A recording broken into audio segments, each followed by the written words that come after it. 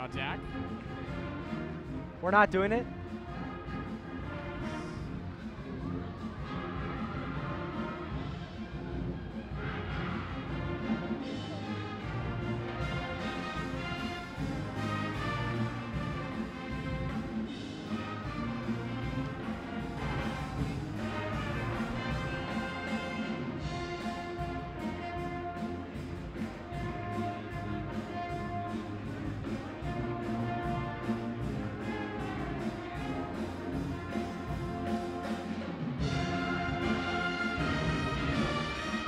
Good afternoon, Ravens, and welcome to the girls' basketball game against Olathe West, our biggest rival this year.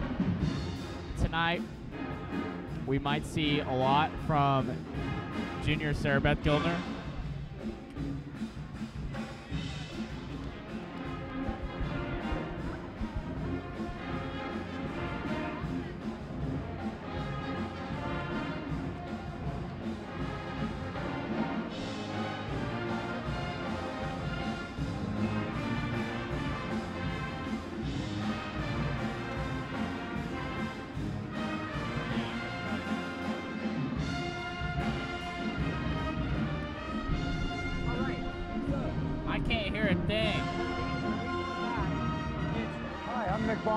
Owner of Midwest Barter Exchange. So what is barter anyway?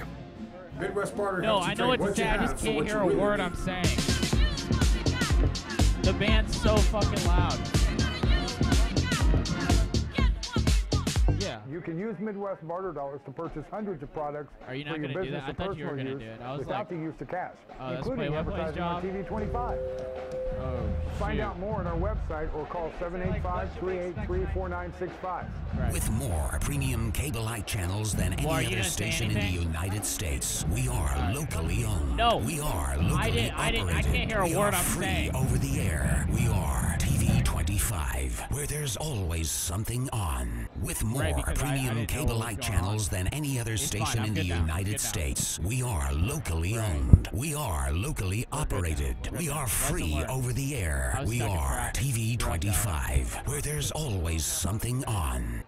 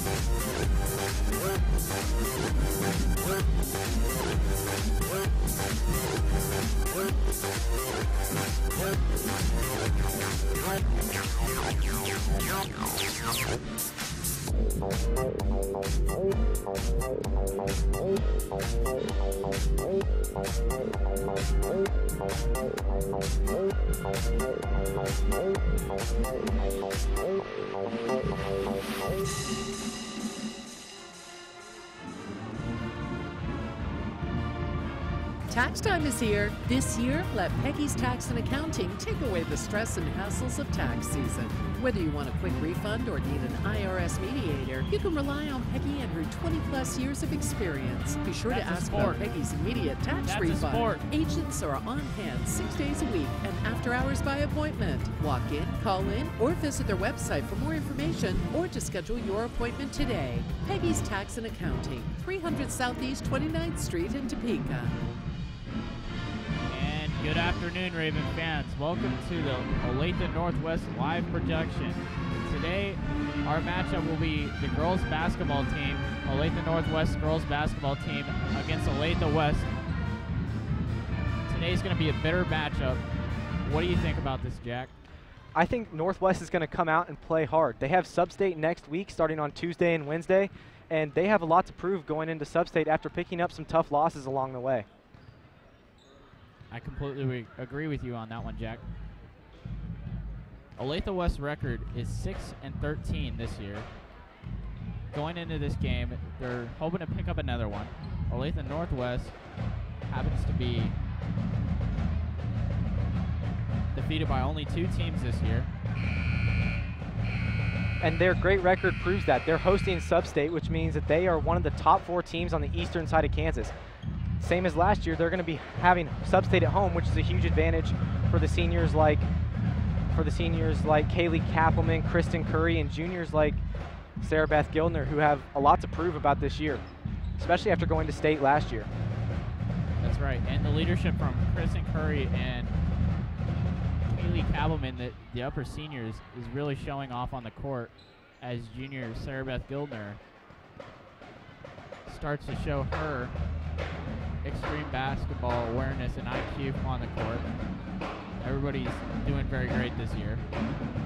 They're also getting lots of help from sophomore Mary Reber and sophomore Liz Thomas. They're getting lots of extra minutes from those 2, productive minutes that have really boosted them this season.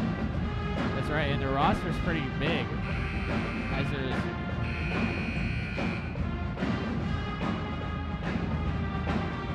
so there's 2 minutes until game time. Raven Nation's coming out in full force for their theme of ESPN's College Game Day. Everybody's decked out in their college gear.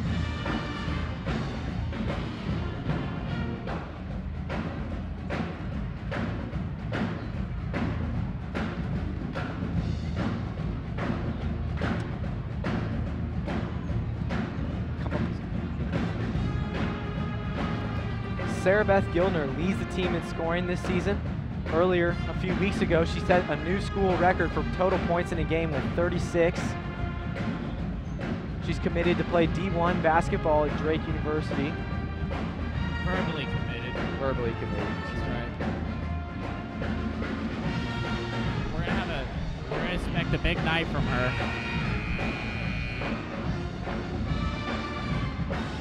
Stay tuned with us for a few extra hours. After the girls' game, we'll be broadcasting the boys' game against Olathe West. Here we have a good shot of the student section. Big student section for the girls' game. You can tell it's a better extreme rivalry coming up. The Owls will be the visitors on the scoreboard. The Sunflower League, of which both Olathe West and Olathe Northwest are proud members, believes high school athletics to be a vital part of the total educational program and conducts competitive activities. It's senior night here at Olathe Northwest. We urgently request that all spectators join with us in making this contest a tribute to We're going to take this to the national anthem. And fair play. At this time, if you would please stand and join us as we honor our country with the playing of the national anthem by the Olathe Northwest Band under the direction of Mr. Chris Carter.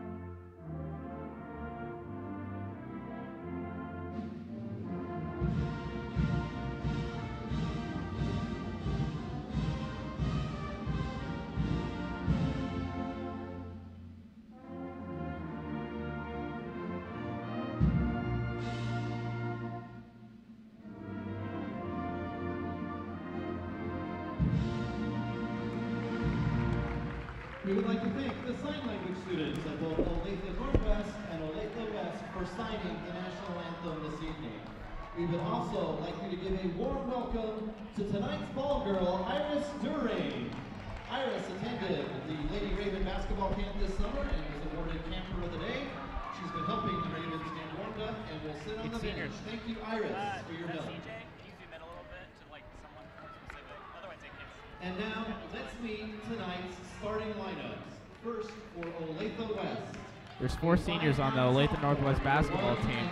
Kaylee Kappelman, For the Ravens, a 5'7" Shayna Espy, senior, number Taylor 5, Cass, Shayna Espy. and Kristen Curry. Shayna Espy is a starter tonight. And all 4 seniors have contributed big time to this program over the year, and it looks like they'll all be starting in tonight's lineup. Kaylee Kappelman leads the Ravens in rebounds with 11 rebounds a game. We're going to see a lot from her tonight. And one thing the Ravens need to take advantage of tonight is Olathe West's younger team. Because they don't have seniors at their school at all, they are at oldest juniors. So Northwest needs to capitalize on the experience that they have over this younger West roster. I completely agree with you on that one, Jack. You know, the juniors don't have as high as a basketball IQ as the seniors do. And if they do, they're going to be just as good as the seniors. But we have 4 seniors, and West has none. So. And sometimes just experience is a game changer. So getting down in the tight moments with less than a minute left in a tie ball game, sometimes experience takes over.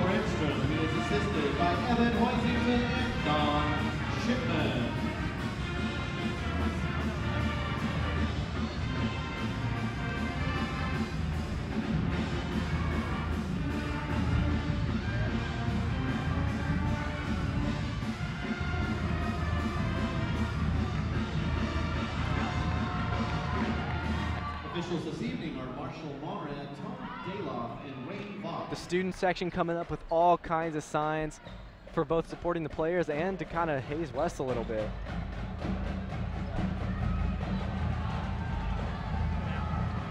For a tip-off, it's Ashley Cash. She's been injured lately. West wins the tip.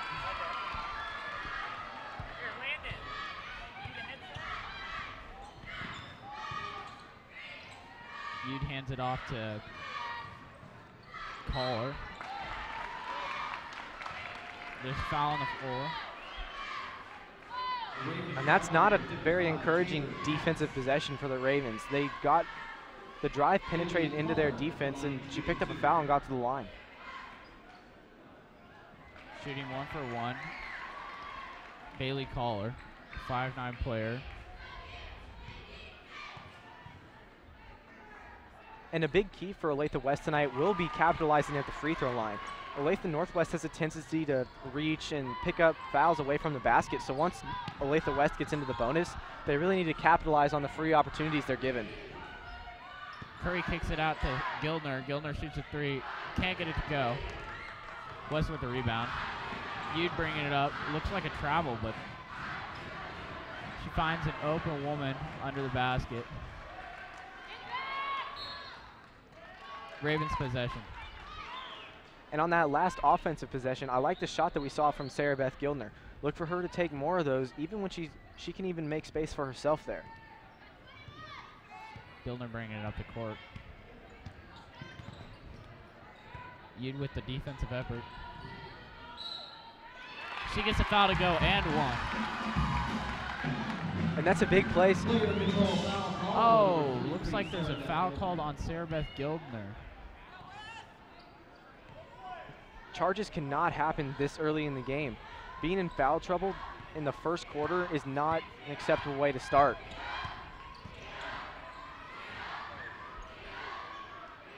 An air ball. Ravens are going to gain possession.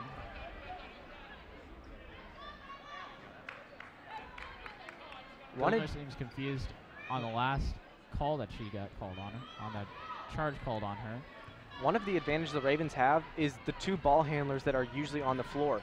There's always either Gildner, Reber, and Curry in some combination are always on the floor to make sure the ball is kept in control. Kappelman with the steal. Gilner has the ball, bring it up the court. There's a reach called. Ravens retain possession. There have been lots of whistles blown early in this game. The refs are not having it today, Jack. Right, we'll see if they continue this pattern or if they loosen up and let them play a little bit. Kappelman with the wall. Another foul called. West foul on number 32.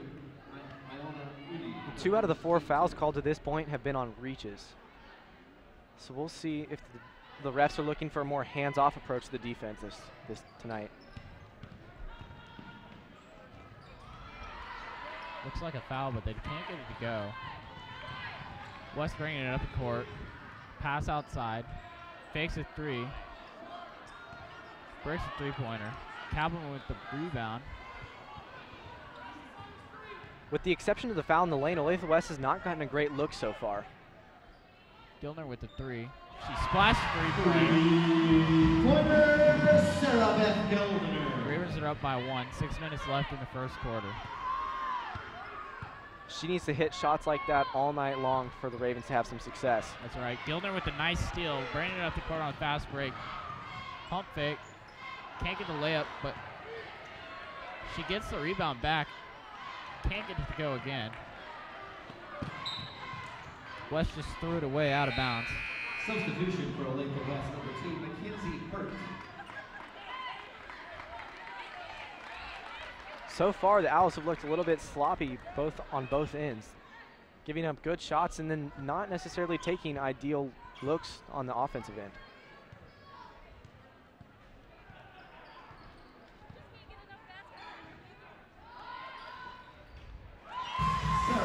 Gilner with another 3. That's 6 points for her in the game. She must have had her toe on the line because that one only went for 2. 3-pointer, Mackenzie Hart. 3-pointer, Casey Hart. Curry bringing it up the court. She gets blocked. And West gains possession.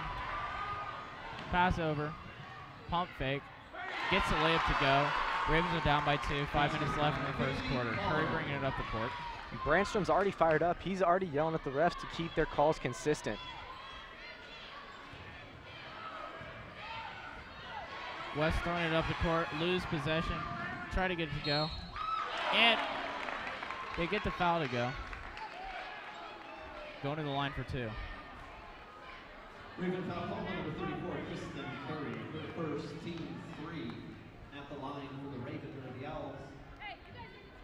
Number 30, Bailey Collar, shooting 2. Shooting 2. Can't get her first one to go. Substitution for West, number 32, Ayana. Number 23, Erica Bay, and number 10, Mary Reber going in for Kristen Curry and Taylor Cass. She gets her second to go. 1 for 2. Reber bringing it up the court. A big key for Olathe West tonight is to hit the free throws that they get and to maintain possession on the offensive end to keep Olathe Northwest off the scoreboard.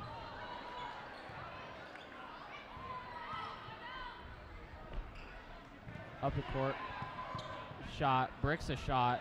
Gilner with the rebound, bringing it up the court on fast break.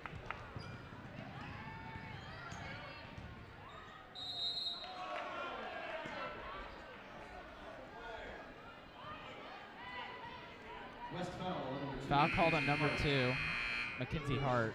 Team 3. That's her first foul. Team's third. Number 0, Sid Lovelace. Foul was called on the court, so Gilner can't go to the line for free throws. Timeout on the floor, charged to Olathe West. There's a timeout charge to Olathe West.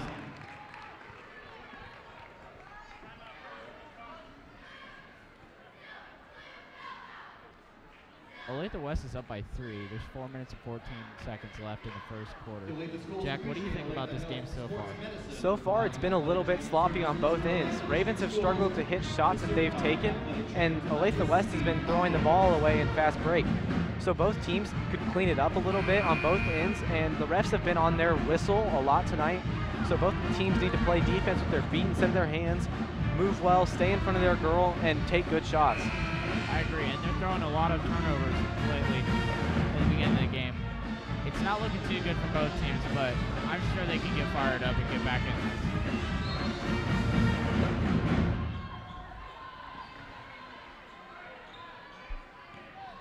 Shayna Espy with the ball. Kabbelman with the screen. Reber gets the ball stripped. Erica Bay grabs the ball. Passes it out to Espy. Espy with the three. Can't get the three to go. Ravens fight for the rebound and get it. Reber setting it back up. That pass from Bay to Espy was a great look. Espy was wide open in the corner, and although that didn't fall, that's a look the Ravens want to keep hitting all night. Reber will go to the line for two. She was fouled hard on that play. West foul on number 32, Ayana Eby, her second team foul. Mary Reber at the line shooting two.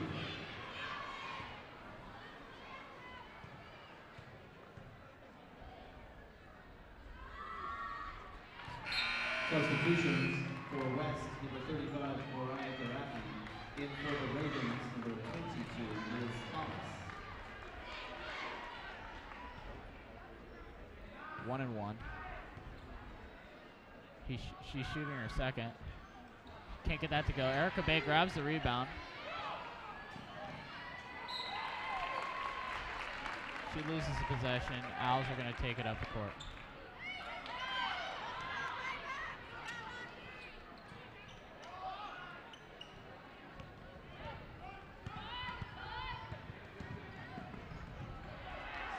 Kabbelman with a nice steal. On both ends, the ladies need to clean up the possessions. Both sides have been a little bit sloppy with the basketball and have made silly turnovers. I completely agree with you on that one, Jack. They've got at least 5 turnovers. Both teams have. And they're fouling hard on each play. Kabbelman going to the line. Olathe West have 5 fouls already in the first quarter. There's 3 minutes and 16 seconds left. Substitution number 38.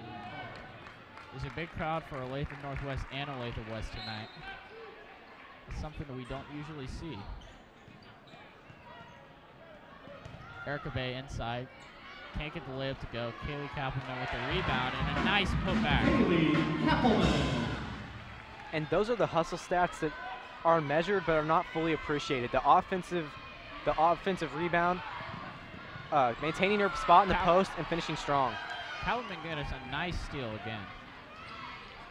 Kappelman is one of those players that hustles on every possession, works so hard to keep the ball out of the hoop on the defensive end, and maintains her block down in the post. She's just great post. SBG for 3. Sarah Beth Gildner has another 3 there. She has 9 points. 8 points, my bad. There's a foul call on the play. Looks like it's called on Kaylee Kappelman. Raven foul on number 21, Kaylee Kappelman. One thing the Ravens have struggled with so far is field goals. Outside of Sarah Beth's 8 points, there's only been 1 made field goal for the Ravens. The other point coming on a free throw. So other players like Mary Reber, Kappelman need to step up and make some plays for the Ravens. Kappelman's doing everything she can on the defensive, and she's getting plenty of offensive rebounds. Liz Thomas tries to get the steal. The Owls are just throwing the ball away too much lately. But they're getting the ball right back from stealing.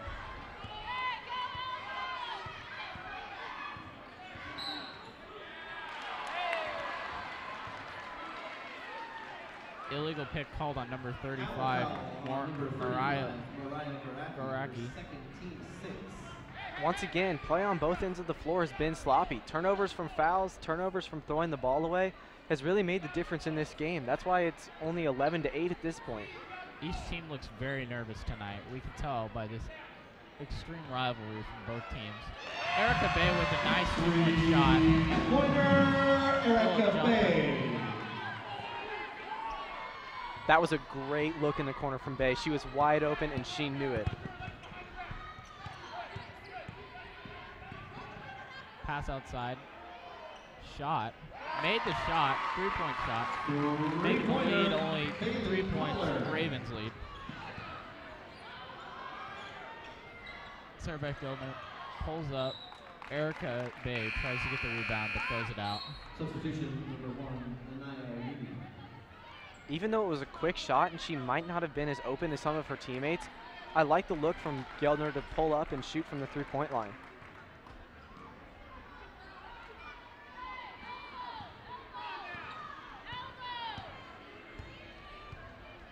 You'd bringing it up the court. She gets trapped, throws it inside, back out, 3-point shot. She makes another 3, tying the ball game.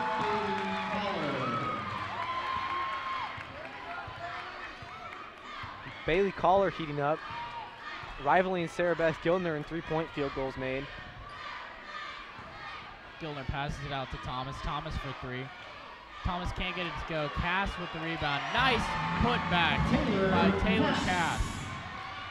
Cass had her matchup completely boxed out. She had no chance to grab the defensive rebound. Passes it to Thomas. Didn't know whose team that was. Sarah Beth Gildner bringing it up the court. A floater, can't get it to go. Owls gain possession, running it up the court. Can't get it to go. Thomas passes it to Gildner. Gildner bringing it up the court. Thomas with the 3. A splash as it makes the lead go to 5 points Ravens. It's another good-looking shot from Thomas. She can't get that one to go. Looked good, but didn't go in. We're going to take this to a commercial break, Ravens. Remember, you're watching TV 25. There's always something on.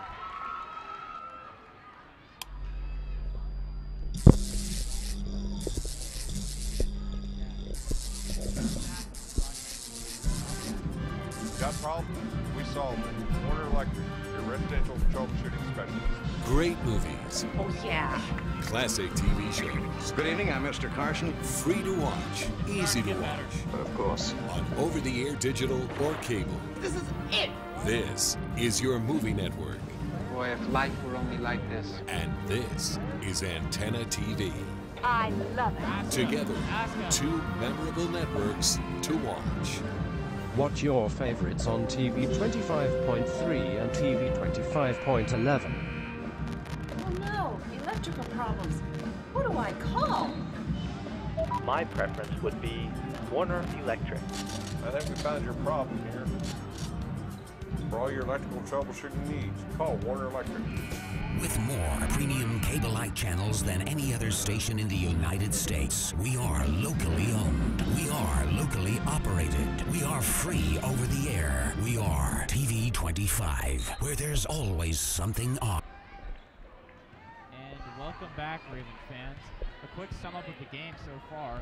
Ravens are ahead by 5 points, 19 to 14. There's 7 minutes and 50 seconds left in the second quarter. Kaylee Kappelman passes it back out to Curry. Curry can't get the shot to go. One common theme we've seen with both teams is a little bit of sloppiness with the basketball. They both had turnovers on bad passes. They've both made silly fouls away from the basket, and they've both struggled to get open shots. There we have another sloppy play by the Owls. They're throwing it out a little too much. Each team is fouling the other team like crazy right now. As number 32, Ayanna Yu gets the ball, gets the basket to go. That was a great move on the hook shot into the lane. Reber setting up plays. Out to Kappelman. Kappelman passes it to Curry. Curry.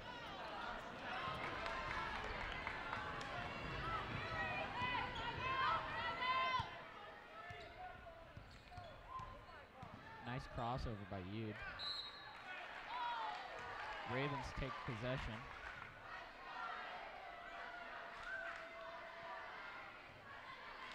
Since the beginning of the quarter, the Ravens have really stepped up their play on the defensive end, shutting down the West offense. Reber taking it up to court.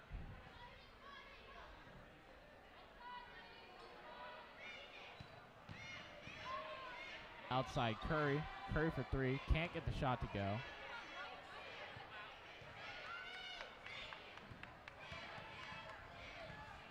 Huge spin move. Can't get it to go. Bricks a layup.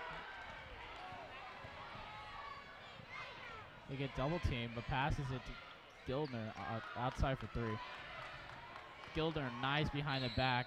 And she gets the basket to go. And one. She's going to go to the line for one. That was a great move with the behind the back into the floater.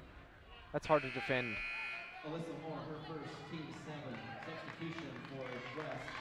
Number 2, Mackenzie Parks. Gildner has 10 points this game. 10 out of Ravens' 21 points.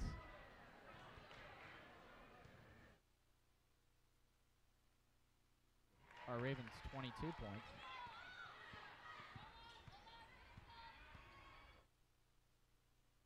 Oh, Curry tries to get the steal but can't get it to go.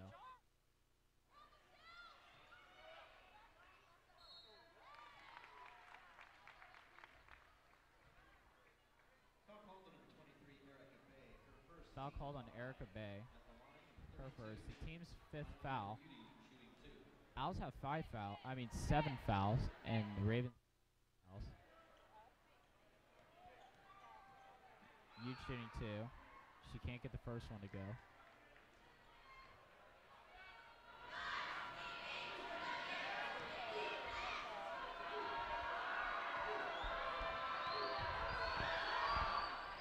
She gets her second to fall.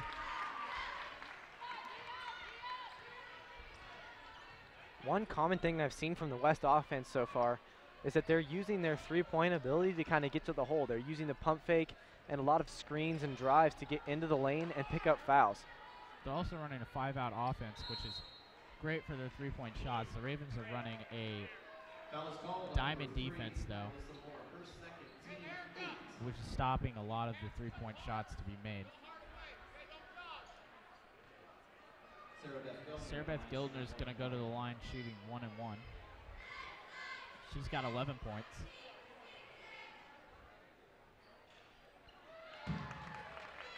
Make that 12. Shooting in her second. And not only tonight, but looking into the next week for Sub-State, she's a big impact player for these Ravens. If she doesn't perform well, the rest of the team loses a little bit of the edge that they usually have over their competitors. 18 points out of the Ravens 24. She's proving to be a big offensive part scoring. Kappelman with another steal. There's a foul called on number 4. Michelle Anderson. Tensions are starting to develop between these two teams. Both are getting frustrated with fouls and contact between the two. Timeout on the floor, charge to Olathe West. This will be a 30-second timeout. 30-second timeout called by the Owls. We're going to take this to a commercial break. Remember that you're watching TV 25 where there's always something on.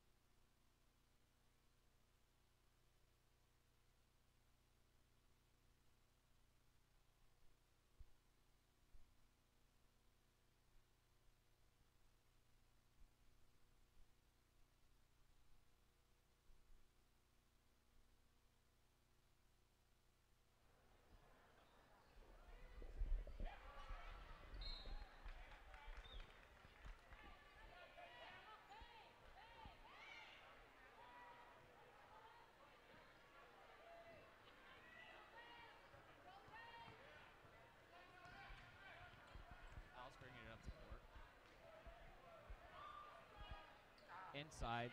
Sarbeck Gildner with a nice steal. Ravens fumble around with the ball. Owls gain possession again. Finding inside. A nice jump shot by Michelle Anderson.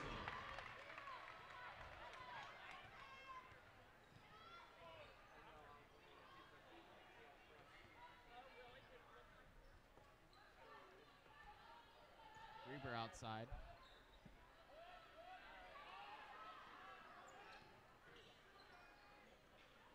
Gildner fakes a three, but goes inside and shoots a shot, but can't get it to go. Owls just throw the ball out of bounds. Ravens gain possession. One of the causes of all these turnovers from Olathe West is they are seeming to push the basketball on every single possession. Every time they get a rebound or get a steal, they're looking to push the ball up the floor and get back behind the Raven defense. Curry gives it to Reber.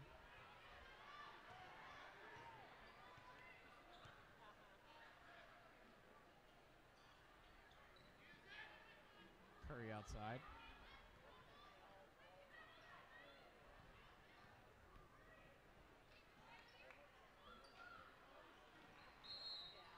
Can't get the three to go. The Owls have 9 fouls and the Ravens have 6. Both teams arriving in the bonus. And with 4 minutes left in the half, there's still plenty of time for free throws to be made and attempted.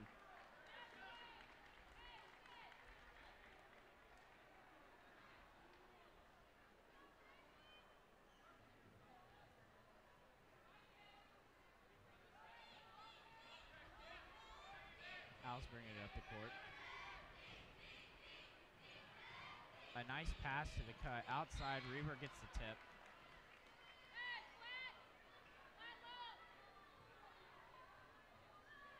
The Ravens are up 24-19 in the second quarter.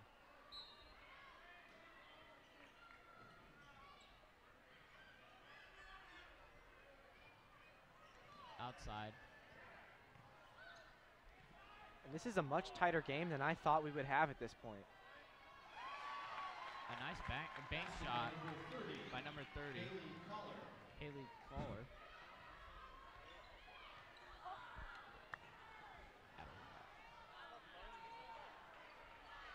Can't get the shot to go. There's a foul called. And you have to wonder how much the fan section is actually going to be a factor in this game. They're all getting a little bit crazy. They've got lots of signs. It looks like they plan to get after the Olathe West tonight. Number 4, Michelle Anderson, at a line shooting 1-1. And as we mentioned, it looks like the rest of this half is going to be a free throw battle with both teams at least in the bonus.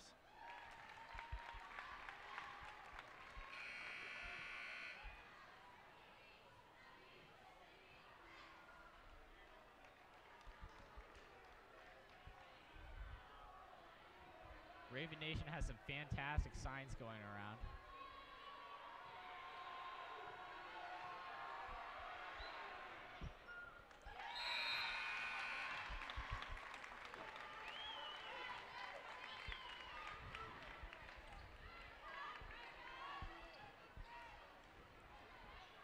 The Ravens lead 1 point, 24-23. Reber bringing it up the court. I thought the Owls' deficit would be much larger at this point in the game. I thought the Ravens' offense would really burst onto the scene here early and take a commanding lead. Kaufman for 3. She gets the 3 to go. We've seen a lot from her this year. And when she's that wide open, she is not going to miss. She usually doesn't shoot those, but when she's wide open like that, she does, and she usually makes them pay. Thomas with a good defensive effort, but basket by Haley Caller. Haley Caller still gets the basket to go, ignoring the tough defense. And Caller has been a big part of tonight's, or West's ability to stay tight with the Ravens. She scored a majority of the points here in this half.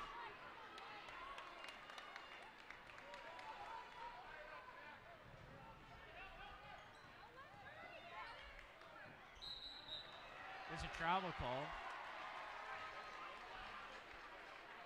Number 35, Mariah Gorachi.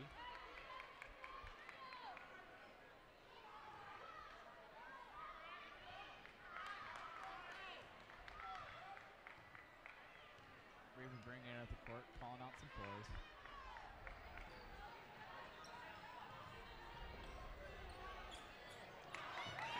Some miscommunication there on the offensive side is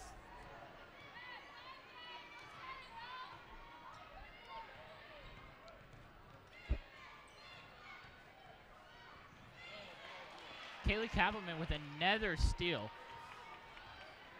and I like the look from Olathe West on that backdoor cut. That's a good play. Unfortunately, they just didn't execute. SB for 3.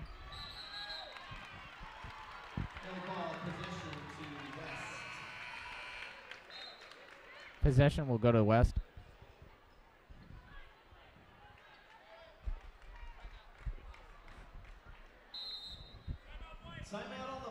There's a timeout on the floor charged to Olathe Northwest.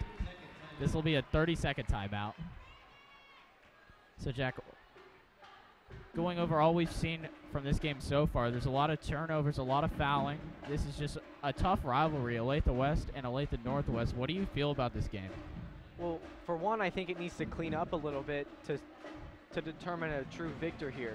To this point, there's been some contact because the rivalry has been present. The tensions are building, and there has been some contact fouls and some holding and some pushing and some shoving down low. So look for the game to smooth out a little bit over the last minute and 55 seconds and into the second half. We can see a lot of the students bringing their own signs to the game tonight. There's Battle Royale from the new game Fortnite. A lot of people have been playing that lately.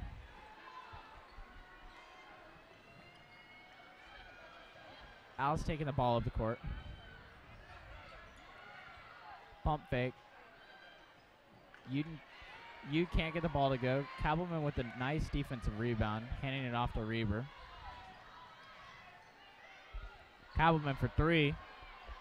She can't get that one to go. Gildner throws it over to Kappelman again, who then banks the layup in for 2.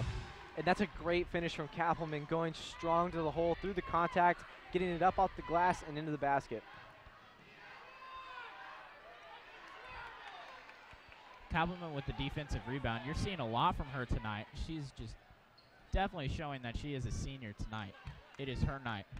She passes it out to SB. SB gets it to Kappelman. Kappelman shoots, can't get it to go. Another foul called on Kaylee Kappelman.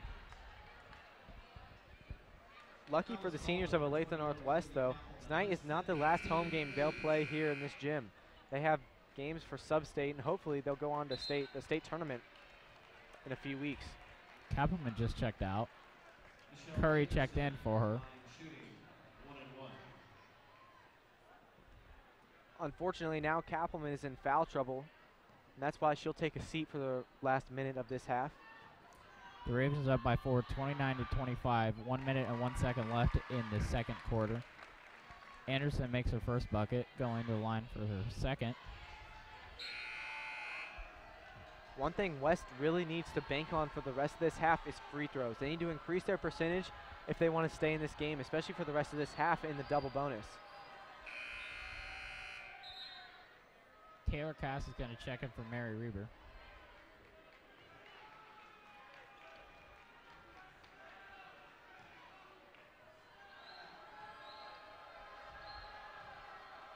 Shooting her second. She gets it to go. Curry inbounds pass to Sarah Beth Gildner.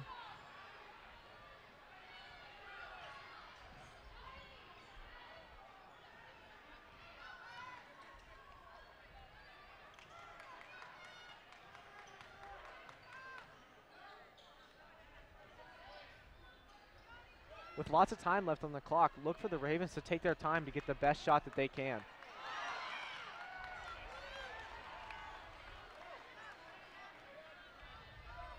Gildner, a floater.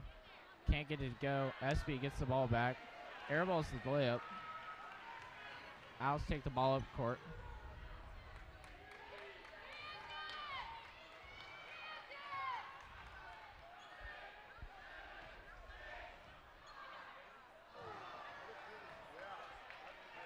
Lancaster with a nice defensive rebound.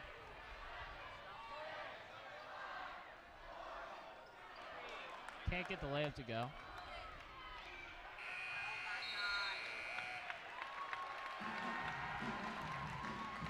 And that's going to be it for the half, Ravens. The Ravens lead 29-27. We are going to go to a commercial break. Remember, you're watching TV 25. There's always something on. Buzzer, Justice, Antenna, Heartland, Newsmax, Weather Nation, Revin, Untamed Sports, Retro, Vibrant, This, Jewelry. 12 simultaneous networks broadcasting 24 hours a day to 2.2 million viewers in Kansas City, Lawrence, and Topeka. We are TV 25, where there's always something on. With more premium cable-like channels than any other station in the United States, we are locally owned. We are locally operated. We are free over the air. We are TV 25, where there's always something on. Watch me on Doctor Who on TV 25.9 Retro Television. TV 25, always something on. You're watching TV 25. Always something on.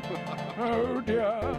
TV 25. Always something on. TV 25. Always something on. That's WWE Hall of Famer Jerry the King Lawler. You're watching TV 25, where there's always something on.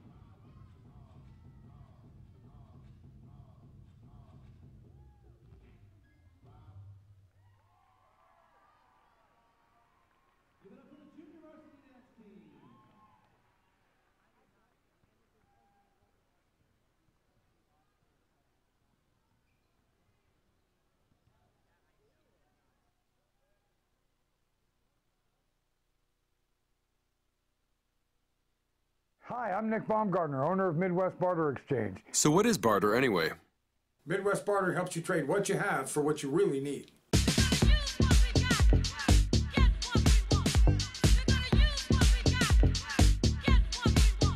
You can use Midwest Barter dollars to purchase hundreds of products for your business or personal use without the use of cash, including advertising on TV 25. Find out more on our website or call 785-383-4965. With more premium cable-like channels than any other station in the United States, we are locally owned. We are locally operated. We are free over the air. We are TV 25, where there's always something on.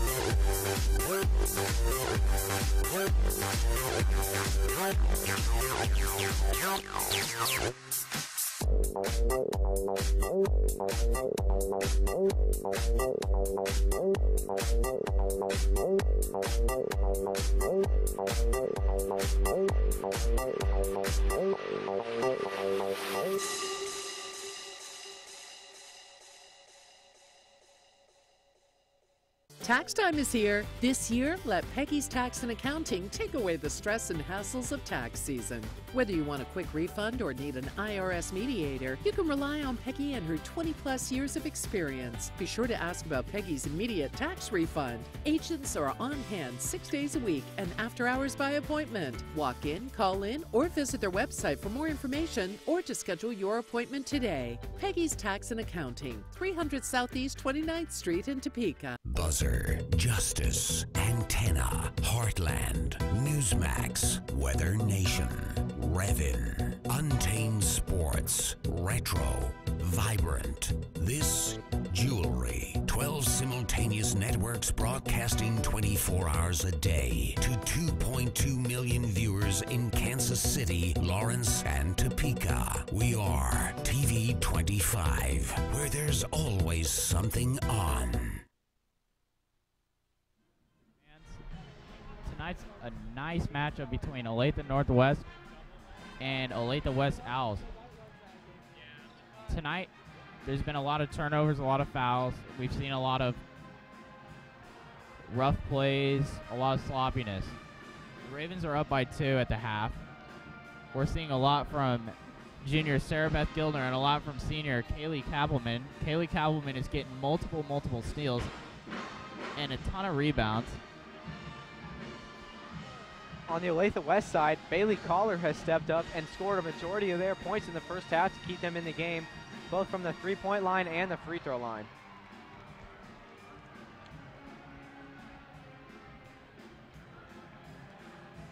There's 3 minutes left in a halftime break. Lady Ravens will be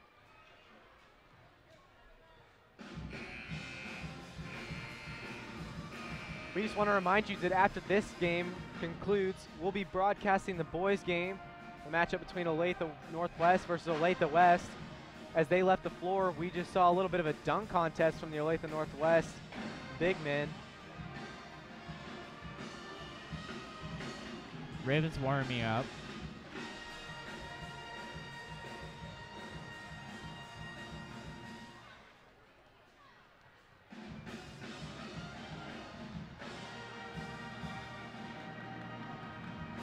Raven Nation is out here in full force tonight to support both the boys and girls teams on senior night.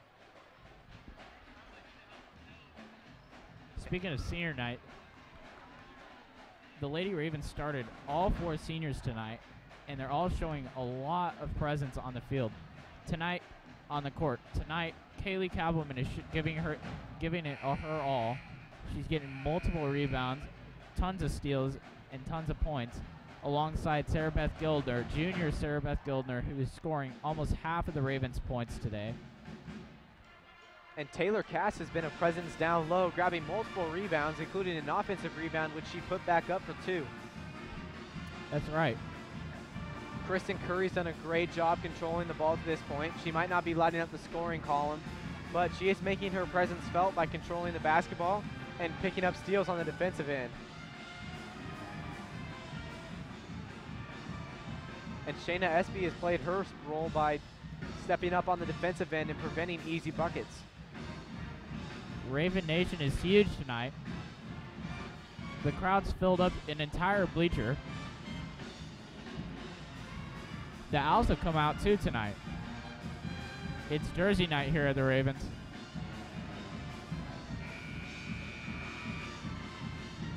There's a wide range of jerseys going around. You see UCLA, Kansas, you see Oklahoma, you see Golden State Warriors.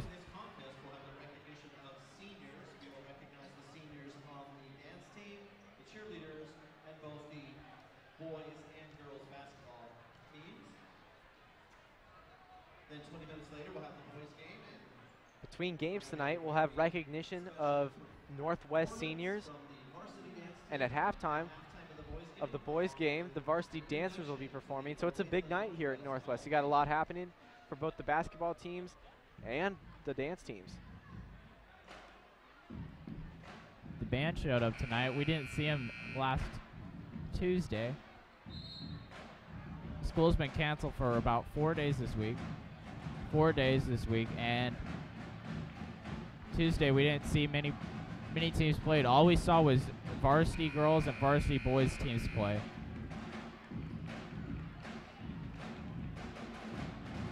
It's definitely been tough to come back to school for just 1 day this week, especially after 4 days off. Reber will inbounds it to Curry. Curry bringing it up the court. Pass over to Kappelman. Kappelman passes back to Reber. Reber gets it inside to Bay. Bay looks for a pass. That was a smart double from Olathe West, knowing that Bay sometimes has trouble controlling the ball and picking up the smart double to prevent her from getting an easy bucket down low. Curry with a nice fader. The Ravens lead by 4 points, 31-27 in the third quarter. Third quarter just started. West just threw that one out of bounds.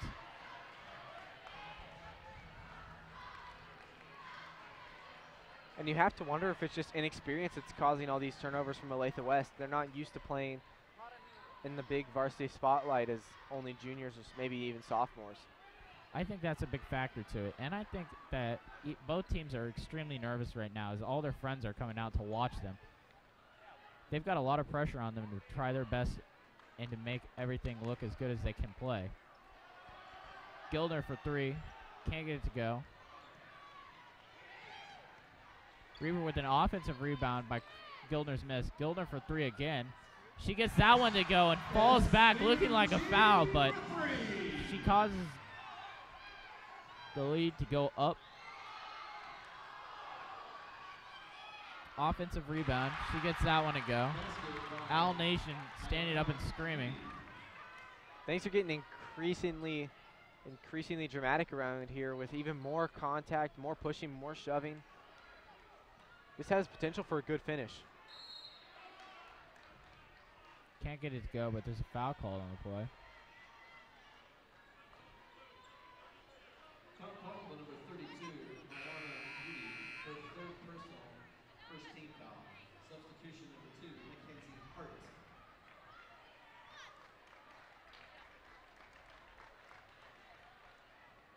The Ravens are inbounding their ball and inbounding the ball in the box set that they usually like to run off inbound on the baseline. Reber for three, can't get it to go.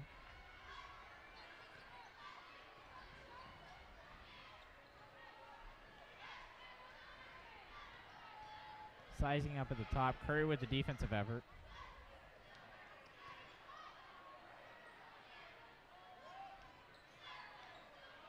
Erica Bay with a nice defense.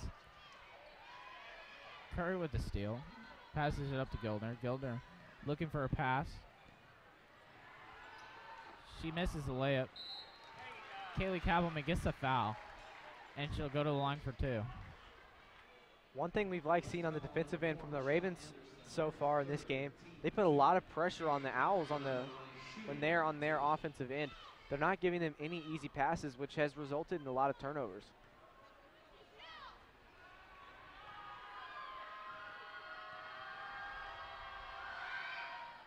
Kappelman gets the first to go.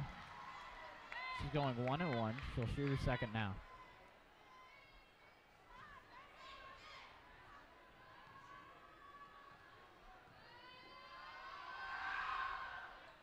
She gets her second to fall. Ignoring the Owls' who's.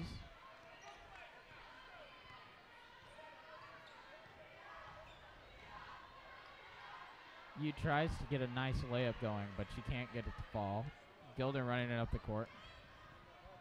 Passes out to Reber. Reber for three. She can't hit it. Gildner with a nice defensive rebound. But there's a foul called on her, and the Owls get possession. They got Gildner for an over the back or a push as she fought for that rebound with an Owl. hopefully the Ravens will get in a little bit of a flow on the offensive end and kind of pull away from Olathe West as this game continues.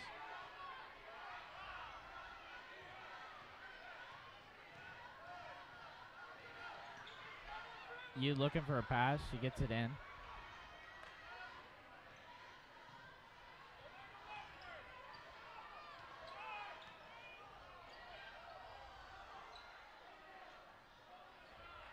A crazy shot. Can't get this go. Calvin with another rebound.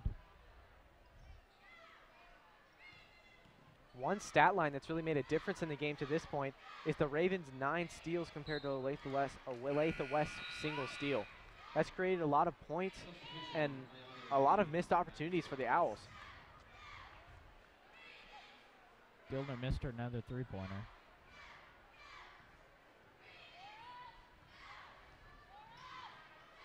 Score is 36 of 23. 4 minutes left in the third quarter. Ravens are fighting hard to keep the lead. Another steal. Mary Reber gets the steal. She's running it down. There's a carry called.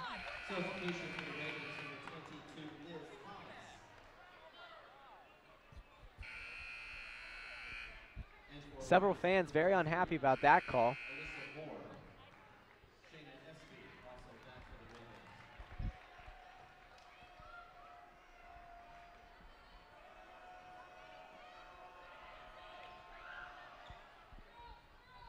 And there were several fans upset by that call. Nice behind the back move. Gets Reber off of her. A nice screen getting Reber off of her again.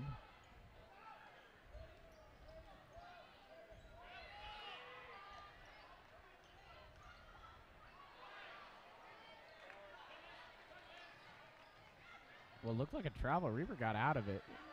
Looks for a pass. There's a nice double team, and there's going to be a jump ball called. That was a smart double team from Olathe West. When you get a girl down on the baseline, she starts moving towards the corner. That's when you need to bring the second defender in to trap her in that corner. Use the baseline as a third defender and keep her from getting around you.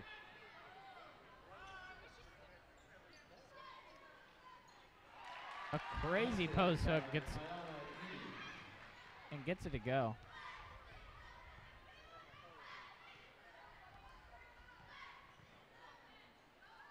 Thomas fakes a three. Passes it out to Reber. Reber looks for a pass.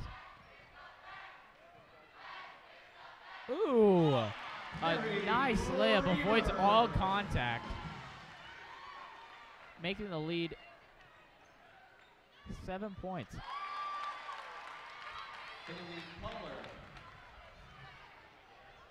Collar has really brought West a big boost in this game. A good point for them is that she is only a freshman, so they will have her on the varsity roster for another 4 years, provided she doesn't get hurt.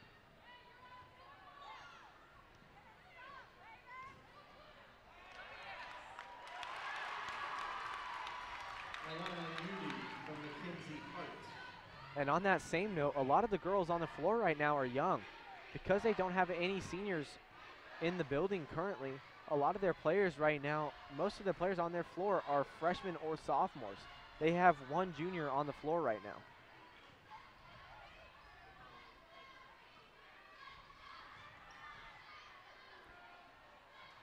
Bay tries to get a layup to go, but can't get it.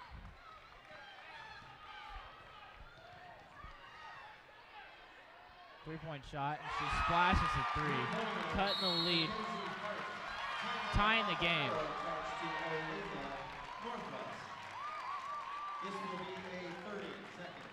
A 30-second timeout charged to Olathe Northwest.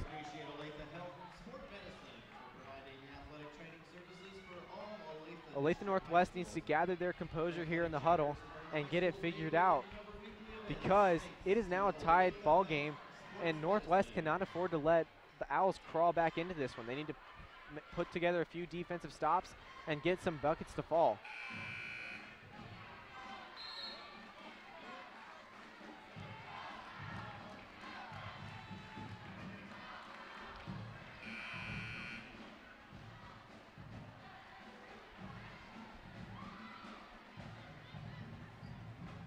Kaylee Kappelman's checked out for Shayna Espy.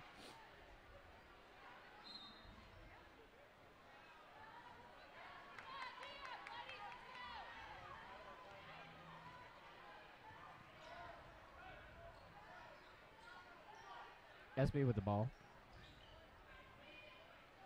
Passes it to Curry. What Northwest needs to look for is a girl down on the post or a good shot driving to the basket. Gilder for three. Or a three-pointer. Those work too.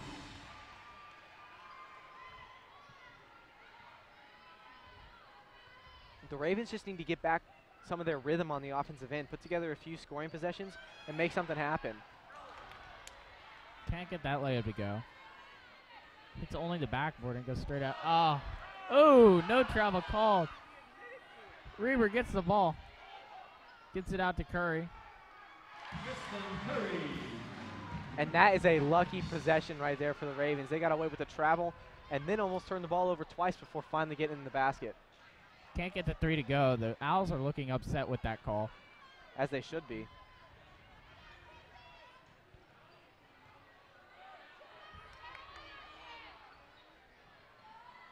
Out to Reber.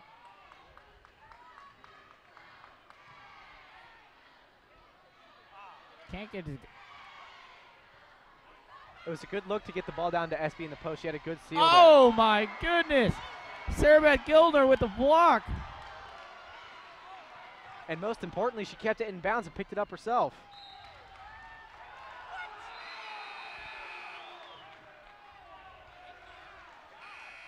Substitutions for Olathe West. Number 0. There's a lot of confusion between the refs tonight. One ref's calling one thing and the other's calling the other. They're going to have to find a meeting point in this game, or the game's going to be a wreck. And to no fault of their own, they have had to play a presence in this game because of the amount of contact there's been. Out to Kappelman. Kappelman passes to Curry. Curry gets an and one play to go. And there's that momentum that the Ravens have been looking for all night. They've scored 7 unanswered points in the last 2 minutes, and they look to keep rolling through the third quarter. The girls are starting to find their game. Scores 45-38. Ravens lead. 40 seconds left. There's a lane violation called.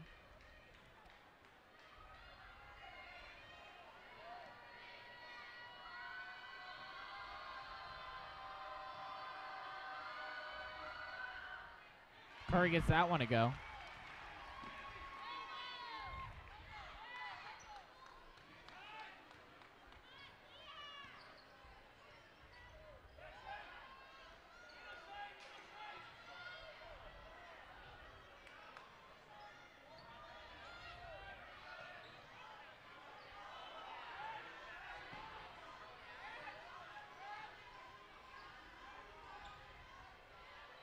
Looking for a pass. Outside. Fakes a three.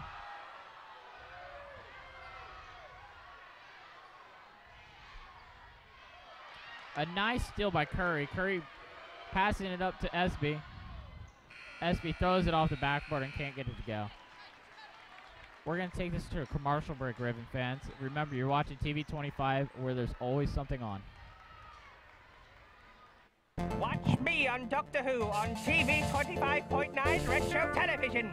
TV 25, always something on.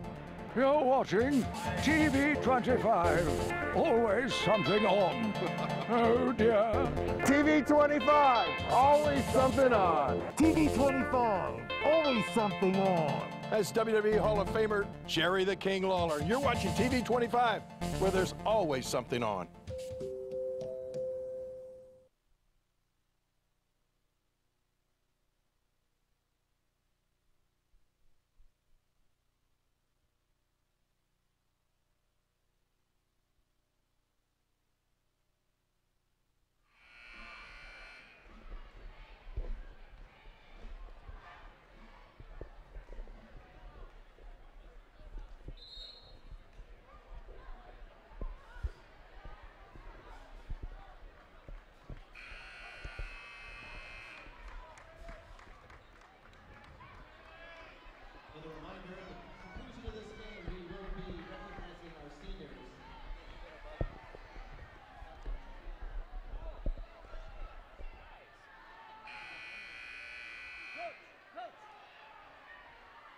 Welcome back, Raven fans.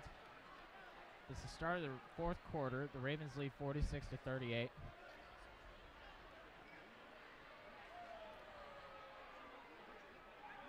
Raven Nation is kind of egging on, though, Olathe West fans, looking for some kind of reaction. Now on the court, look for the Lady Ravens to keep rolling on the offensive end and try to pick up some momentum as they steamroll into this fourth quarter.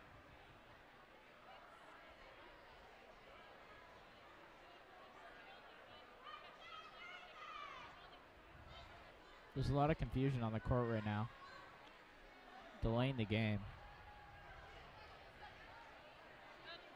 I believe there's some confusion about a player and how much she's already played tonight in a JV basketball game.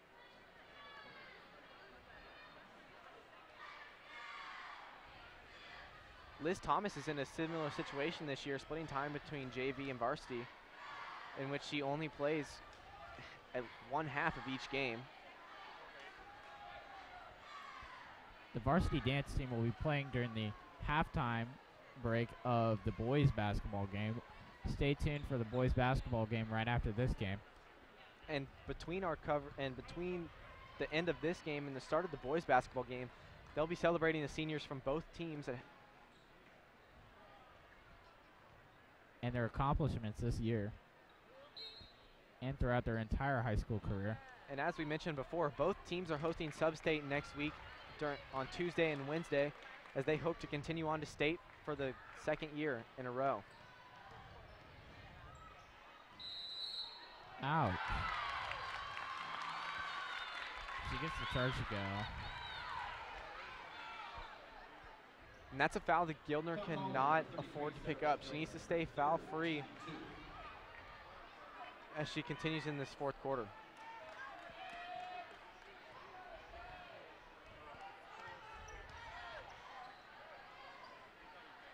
Outside.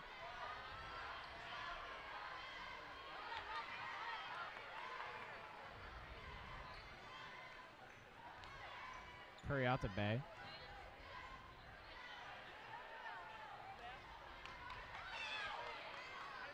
Erica Bay trying to find a pass, gets it to Curry.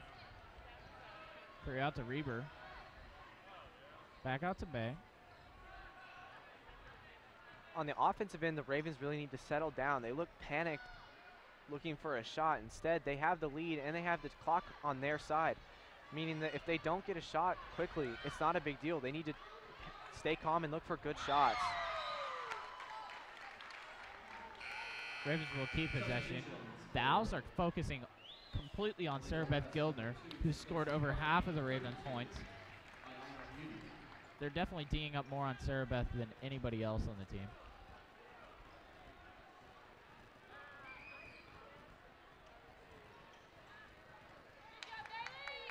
Curry for three. She can't get it to go. Reber traps in the corner, gets the steal to go. Looks for a pass out to Curry. Bay with the ball. Smart defensive play by Reber there to trap in the corner once the West Owls ended up with the ball there on the rebound.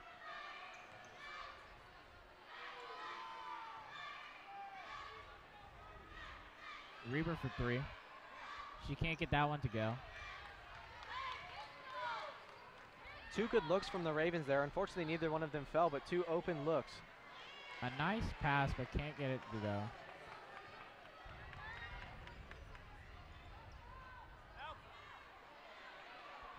Kappelman hits the bottom of the backboard after an offensive rebound.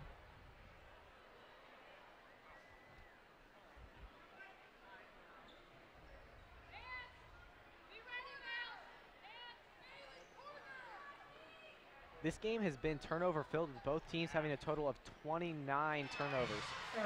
Olathe Northwest has 14 steals in this game, and that's played a big part in their lead to this point. Erica Bay just brought the lead up to 10. Ravens are definitely finding their momentum this game in the fourth quarter. Owls have ball.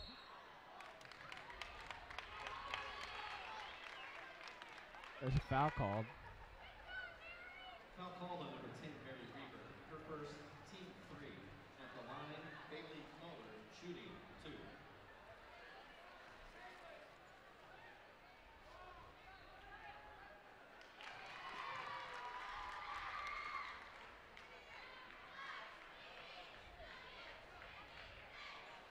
to this point, I've been very impressed with the Owls. They're very young. They're very young. There's a considerable amount of them that are freshmen, and think of the threat that could be in 2 or 3 years when they've really developed into good basketball players. That's right, and the Owls are shooting 10 for 12 in free throw attempts today. Ravens are 7 for 9. Both teams missing only 2 free throws. We're seeing a lot more fouls called, like earlier in the game. Pass outside, 3-point shot, can't get it to go. Ravens gain possession.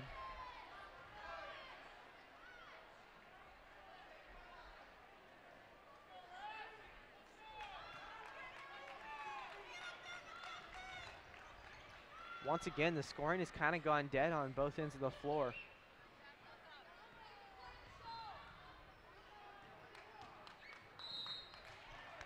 Foul called on number 2, Mackenzie Hart. West foul on number 2, Mackenzie Hart, her second, team 4.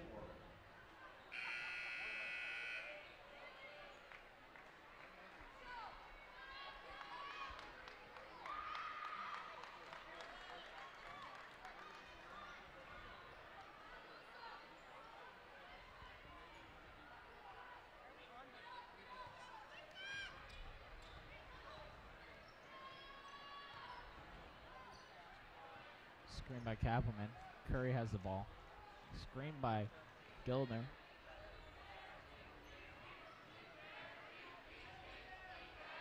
Kappelman.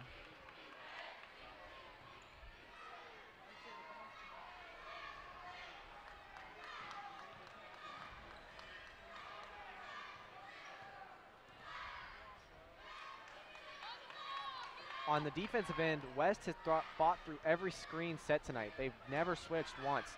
And they have a tendency to leave one man in the middle to kind of defend the paint. Gildner with the ball.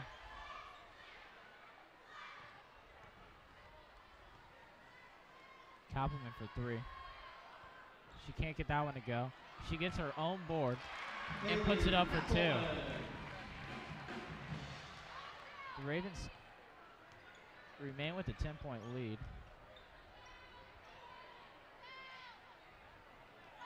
That was a good finish to go get the ball off the glass and to put it in for 2 points.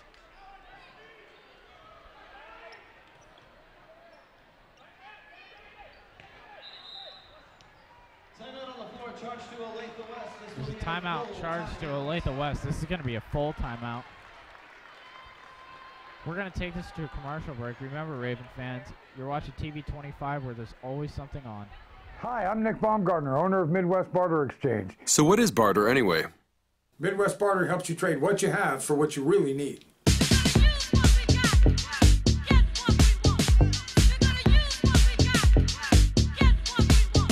You can use Midwest barter dollars to purchase hundreds of products for your business or personal use without the use of cash, including advertising on TV 25. Find out more on our website or call 785-383-4965. With more premium cable-like channels than any other station in the United States, we are locally owned. We are locally operated. We are free over the air. We are TV 25, where there's always something on. Welcome back, Raven fans. The girls' basketball game against Olathe West tonight has been a crazy matchup. The Ravens lead 50 points to 40, and there's 3 minutes and 35 seconds left in the fourth quarter. I like to remind everybody to stay tuned to the boys' basketball game right after this game, right after the senior ceremony for all teams.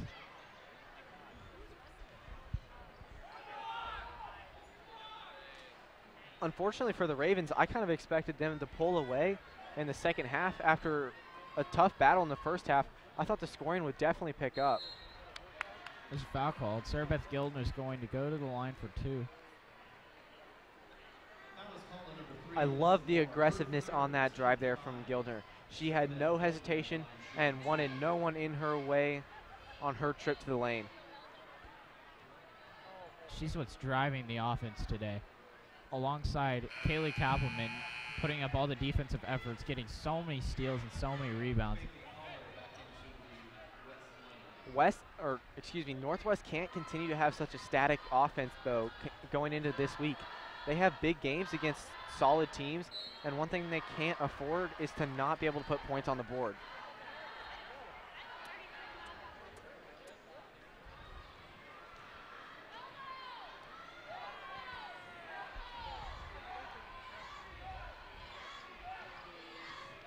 Yude bringing the ball up the court, into Yude, out to Yude.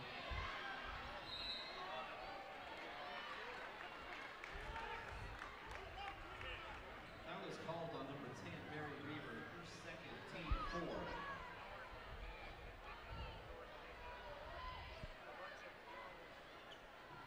4. Inbounds play. Post spin move, and one. Yude's gonna go to the line for one. Yude. One thing that West has kind of dominated tonight is the offensive presence in the paint. Although Kappelman fights hard on the defensive end, it looks like Yude's kind of overpowered her down low, picking up great moves on like hook shots and finishes at the rim.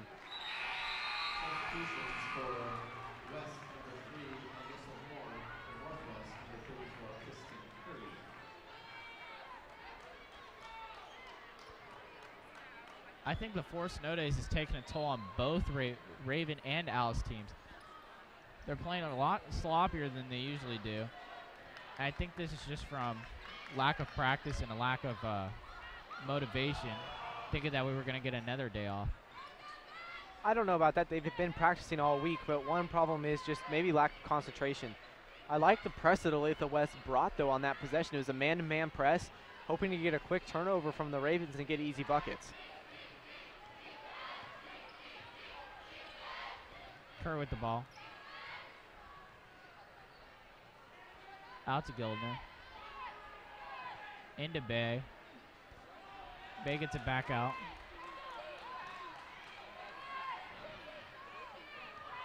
One potential reason for the inability of the Ravens to drive to the basket is number 32, Yude of West, is kind of playing in the middle, down low. Anytime the ball enters the post, she steps up to help along with the girl that was guarding the Raven player. This is going to be a full timeout. We're taking this commercial break. Remember, you're watching TV 25. There's always something on. Tax time is here. This year, let Peggy's Tax and Accounting take away the stress and hassles of tax season. Whether you want a quick refund or need an IRS mediator, you can rely on Peggy and her 20-plus years of experience. Be sure to ask about Peggy's immediate tax refund. Agents are on hand 6 days a week and after hours by appointment. Walk in, call in, or visit their website for more information or to schedule your appointment today. Peggy's Tax and Accounting, 300 Southeast 29th Street in Topeka.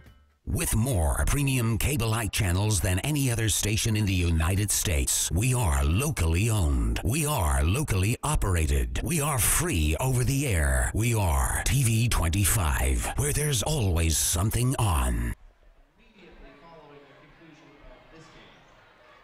Welcome back, Raven fans. There's 2 minutes and 17 seconds left in the fourth quarter. The Ravens are up 51-43. We're seeing a lot from Sarah Beth Gilder and Kaylee Kappelman, if you haven't been here so far. Kaylee Kappelman has many steals from the Owls and lots of offensive and defensive rebounds. Gilner has over half of the Ravens' points. And to give you a recap of the game to this point, it's been a little bit of a back and forth game. So scoring has come in runs with a lot of time without significant points being put on the board, and both teams have unusual amount of turnovers. Ravens are running the clock down. There's a foul called. Foul was called on number 30, Bailey Carter. Her first, team 7. Ravens now in the bonus. Ravens are now in the bonus, which means West can foul. And every time they foul, the Ravens player will go to the line, 1-and-1. The Ravens still have 2 fouls to give, on their end, meaning that West will not go to the free throw line unless they have a shooting foul to this point. But because the Ravens are in the bonus, this game could be extended for several minutes, especially if it gets down to the wire and West is still in it.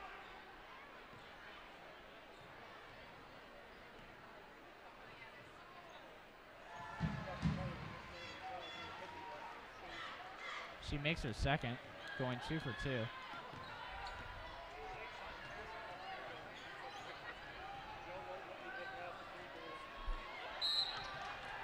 There's a foul called. Ravens ball. Number 2, Mackenzie Hart, was called for a 5-second violation, meaning she just stood there too long and dribbled and did not move with the ball in 5 seconds. The Owls have 20 turnovers and the Ravens have 10. The Owls have double the Ravens' turnovers right now, which is definitely showing off in the scoring. The Ravens are up by 10. As is a foul called. Mackenzie Hart gets her 4th personal foul and the team's 8th. Erica Bay is going to go to the line for a 1-and-1. And that's unfortunate for the Owls because Hart has carried a good load of the ball handling duties along with Collar. So with her not on the floor, it looks like West loses a playmaker. Erica shot 1-and-1 and is shooting her 2nd at the line right now.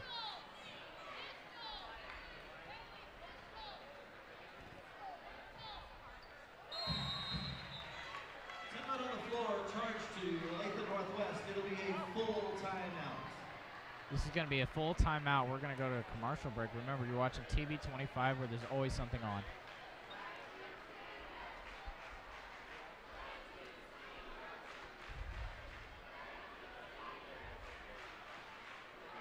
The Raven fans chanting "Thank you, seniors," to commemorate the hard work that these seniors for both the girls and boys team have put in over the years.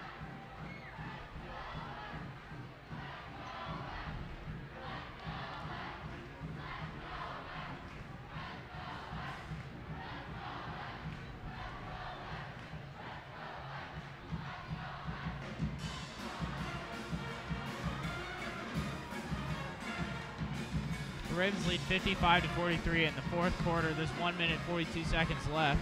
Here's West Nation standing up. There's a big crowd tonight for a bitter rivalry. Olathe Northwest had half of these students last year. Half of these students went to Olathe West and are now fighting each other for a nice moment this year. And hopefully over the years, the Olathe Northwest and Olathe West matchup will turn into a rivalry that we can all be very excited to watch every single year.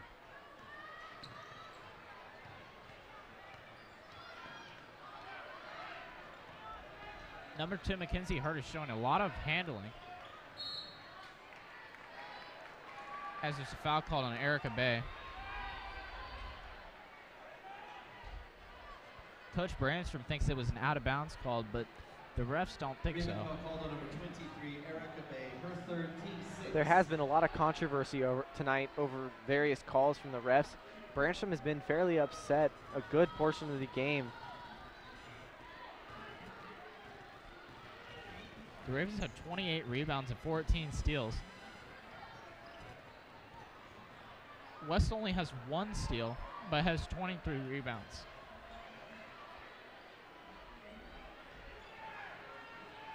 West with the ball. Looked like a travel, but throws it right out of bounds, giving the Ravens possession. And once again, sloppy play from Olathe West takes over and causes another turnover.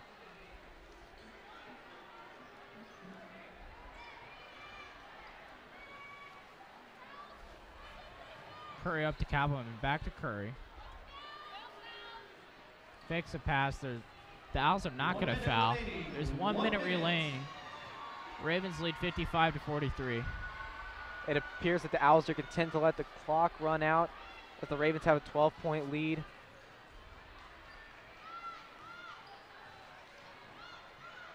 Gilder running the clock down. Timeout on the floor. There's going to be a timeout charged to Olathe Northwest. This is going to be a full timeout. Jack, what else have we seen tonight? Along from turnovers, lots of steals, lots of rebounds. There has been really, really hopeful, or there have been points that we could see hope from this Olathe Northwest offense and defense.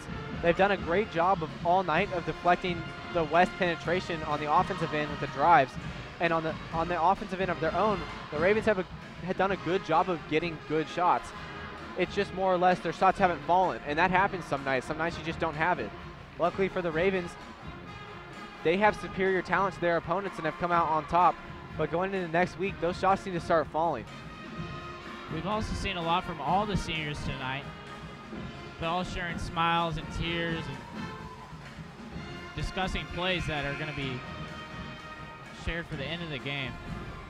And lucky for them, they get to come back next week and play 2 games at home, hopefully to lock up a trip to state. Hopefully, Jack. We're going to see a lot from all the seniors again next week at Sub-State. And the seniors this year have disappointment and a little bit of a bitter taste in their mouth from last year at state, where they got kind of beat down and were blown out by a very talented team.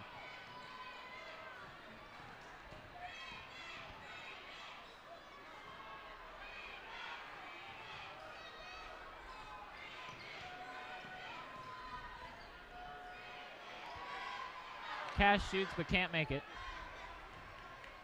The Ravens appear to be trying to get her the ball to get her another scoring play before this game ends.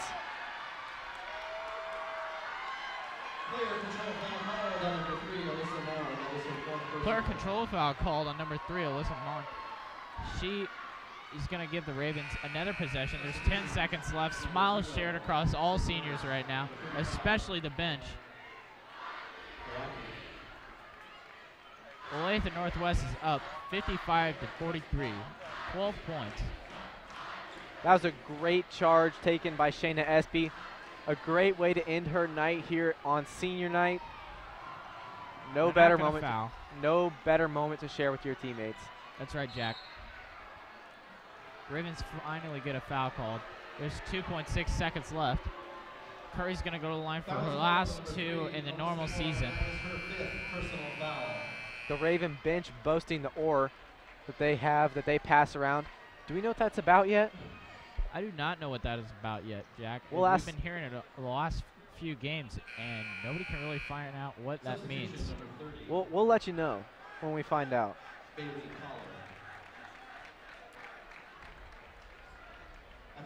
These are going to be Curry's last 2 free throws of the normal season. They're going to advance to Sub-State next week. She can't get her first to go. Ravens are in double bonus, so they're shooting two shots no matter what. Curry shoots her second and makes her second. That's going to be her last free throw of the season. Alice can't get that to go, and the game is going to end 56-43. The Olathe Northwest Ravens girls take on a tough matchup and get the game win. We've seen a tough matchup tonight, and we're going to see a lot after this. We're going to commercial break, Ravens. We'll be right back after this break. We're watching TB25, where there's always something on.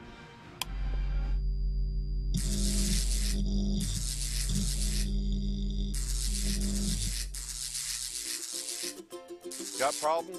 We solve them. Warner Electric, your residential troubleshooting specialist. Great movies. Oh, yeah. Classic TV shows. Good evening, I'm Mr. Carson. Free to watch, easy to watch. But of course. On over-the-air digital or cable. This is it! This is your movie network. Boy, if life were only like this. And this is Antenna TV. I love it. Together, 2 memorable networks to watch. Watch your favorites on TV 25.3 and TV 25.11. Oh no, electrical problems. Who do I call? My preference would be Warner Electric. I think we found your problem here. For all your electrical troubleshooting needs, call Warner Electric.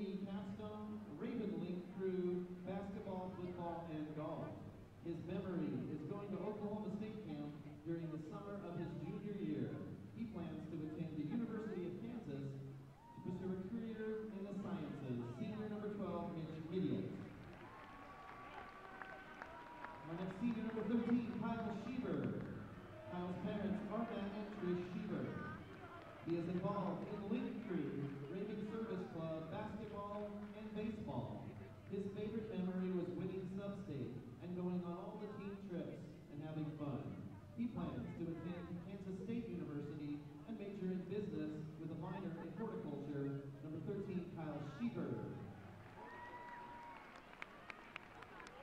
Senior number 15, Mike Anderson. Michael's parents are Bob and Renee Anderson. In addition to basketball, he plays baseball at Olathe Northwest. His favorite memory was getting to hang out with the team on trips to Pitt State and Wichita. He plans to attend the University of Kansas and major in business and finance. Senior number 15, Mike Anderson. Number 24, Luke Waters. Luke's parents are Travis and Michelle Waters. He's involved in basketball, football, the National Honor Society, League Crew, and Service Club. He fondly remembers winning the first basketball sub-state in school history and celebrating on the court with the Raven Nation. He plans to go to Northwest Missouri State to play basketball and to earn a degree in business. Senior number 24, Luke Waters. Number 35, Aaron Reynolds. Aaron's parents are Randy and Lee Reynolds. He is involved in Olathe Northwest Engineering Academy basketball and is on the principal's honor roll. His favorite memory was being a part of the first men's basketball team to make it to state.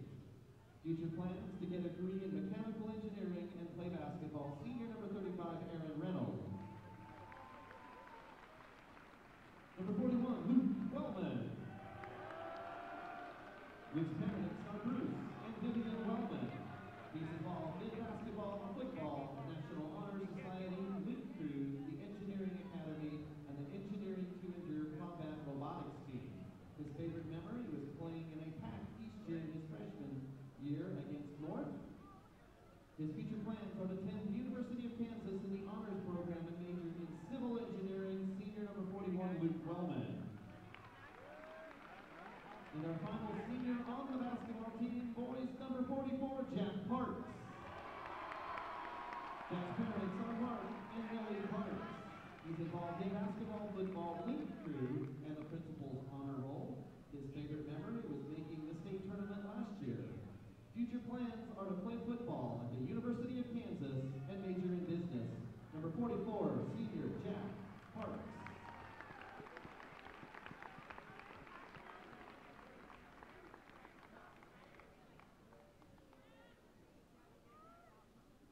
That is all of our boys basketball players.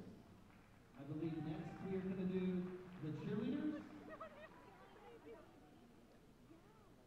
And while we're getting our cheerleaders ready, we do have a missing boy, or we have a missing dad. Abby is looking for her dad, Rick. Rick, if you are at the entrance, that's where we're headed. Dance team is next.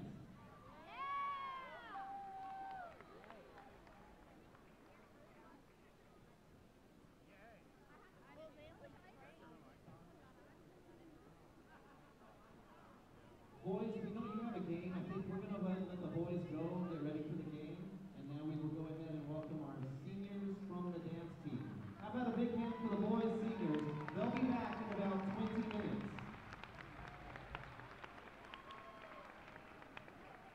Okay, our first dance senior is Amy Anderson.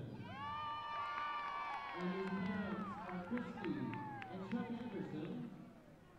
Amy plans to attend Kansas State University, although she's undecided in her major.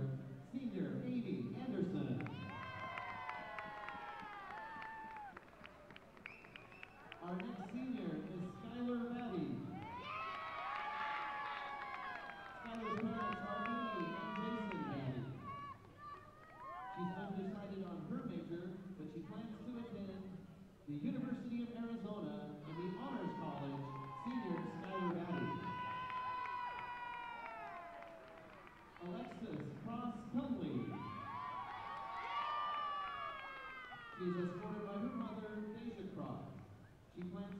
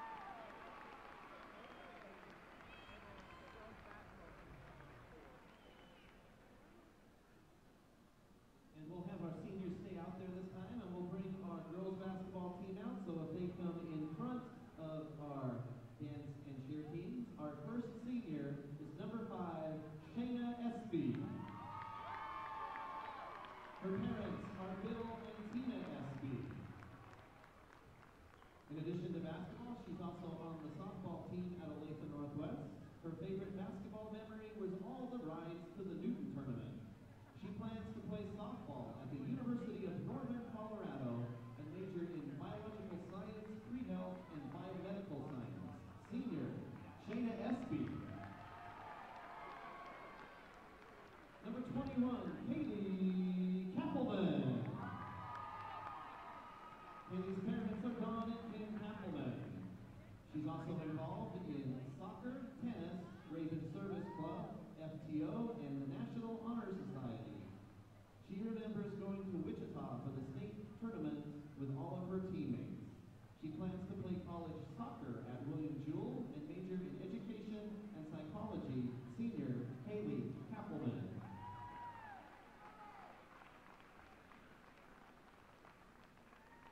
Our next senior, seems like she's been here forever. Number 34, Kristen Curry. Her parents are Keaton and Deirdre Curry. She's been involved in Students Achieving Social Harmony, Superintendent Student Advisory Council, Leadership Olathe, and the Raven Service Club. Her favorite memory was the fun when making the videos that imitate the coaches. She plans to play basketball at Johnson County Community College. Senior, Kristen Curry. Number 55, Taylor Cass. Taylor's parents are Brian and Wendy Cass.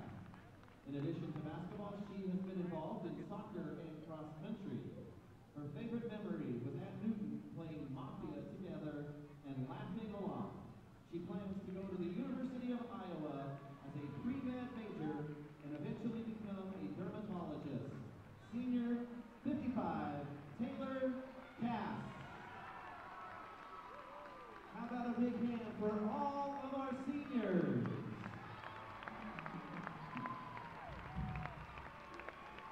And the best news for the girls, this was not their last home game. The girls will host the playoff game here on Tuesday. Dan, it's all yours.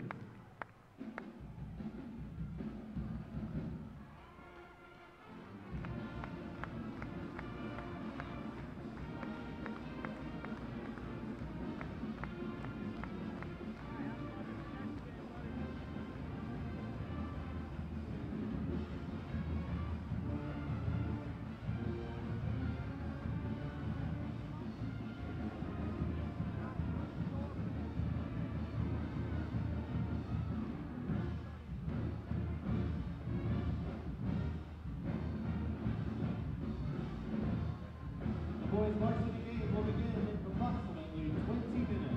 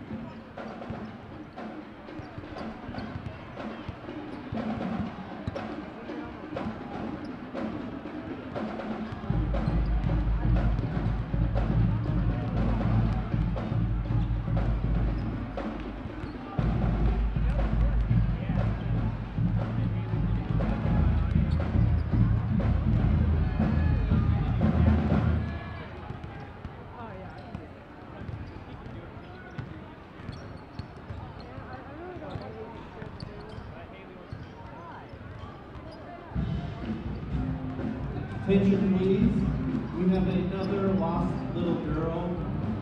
If you are a mother with a daughter named Harper, Joanna, we are looking for you. We have Harper, and she's at the announcer's table.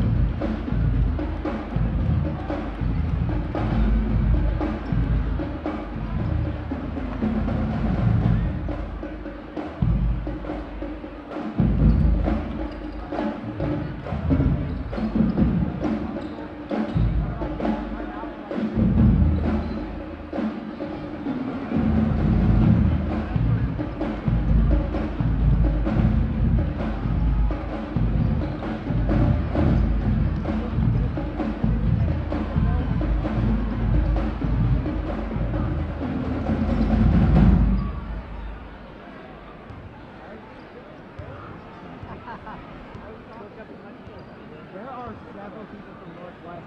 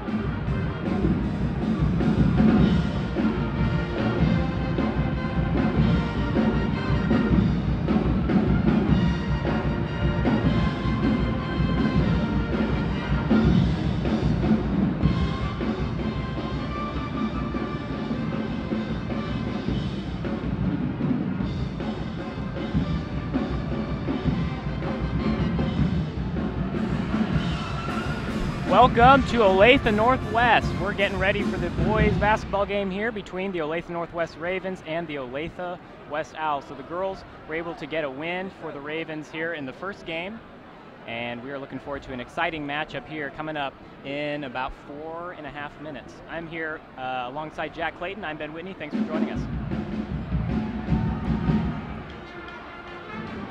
We'll have the Raven fight song here. The crowd gets pumped up. It'll be a big game, and maybe not the biggest in terms of Sunflower League standings or anything like that, but this is a really big game just for the egos of both schools. I guess you could say something like that. Absolutely. With the split from Olathe West opening last year, or this year, excuse me, Northwest kind of got its population split up. So a lot of the students and a lot of the players on the court tonight were Northwest students before the split. So this is going to be kind of become a rivalry game, along with its senior night here at Olathe Northwest. And all the boys out here want to win for their senior teammates. For sure. And you talked a little bit about that split. A couple of players over at Olathe West that were actually playing, well, we had Don Messina, who's played varsity last year, was on that team that made it to state for Olathe Northwest, but he's at West now. So you kind of have some old teammates squaring off against each other. So that'll be interesting to see how those matchup goes. Absolutely. We're always looking for a great game here at Northwest. Section getting into it. Love to see that. Looks like Nico's leading that. Hopefully tonight the big student section, one of the biggest we've seen all season, will play a big role in tonight's game. Yeah. Remember last year, senior night, we played Olathe North. It was pretty big, but I don't think it was this big. This is huge. They're taking up two bleacher sections. I've never seen that. This may be as much of a battle of the student section as it is a battle on the court. Hopefully our student section can keep it as a home court advantage for ONW. See how that plays out. But West has a pretty good sized student section here as well, so they must travel pretty well, even if it's not that far. And along with size, one thing we're looking at for Northwest tonight to have the advantage over Olathe West is size. Northwest has several players at 6'6", including Jack Parks, Aaron Reynolds, Luke Wellman's up there, and Luke Waters always come out to play. So, I mean, compared to the Olathe West that does not have very many players over 6'4", this could be a battle of post for Northwest. Yeah. And I talked a little bit about with you a little bit earlier, but we know that West likes to spread out the defense because you have to respect them at the three-point line. They're shooting about 45% on the season from three-point. So they spread you out, and then they'll drive, and then there's no one there to play help defense. Right. So it can be a sticky situation if you're playing.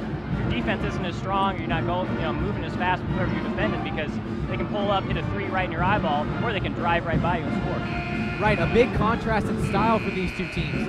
Like you said, West is going to spread it out. They're going to use the three-pointer to their advantage, and after they've established the three-pointer, they're going to look for easy buckets at the rim after driving and setting screens for another. Yeah. Northwest isn't quite as quick, so what they're going to try to do is maybe they're going to want to stay in a man-to-man, because zone allows for shots to go up. In a zone, like a 2-3 zone, they won't be able to swing around as fast and get to those shooters. So what they'll probably start out in is a man-to-man. They'll match up in a man-to-man, and then once the three-point shot is established, they'll switch into a zone to prevent the drives. And we've seen a lot of driving from Alston Mason, number 1. He's a freshman on West. He does a lot of driving. And one of the other interesting things too coming in is West has some big guys, 6'1", 6'4", but we haven't seen them a whole lot in their previous games. It'll be interesting to see if Coach Ball brings them in, what he ends up doing with that size difference. And their lack of playing time is most likely due to the fact that a lot of them are younger underclassmen, like freshmen and sophomores.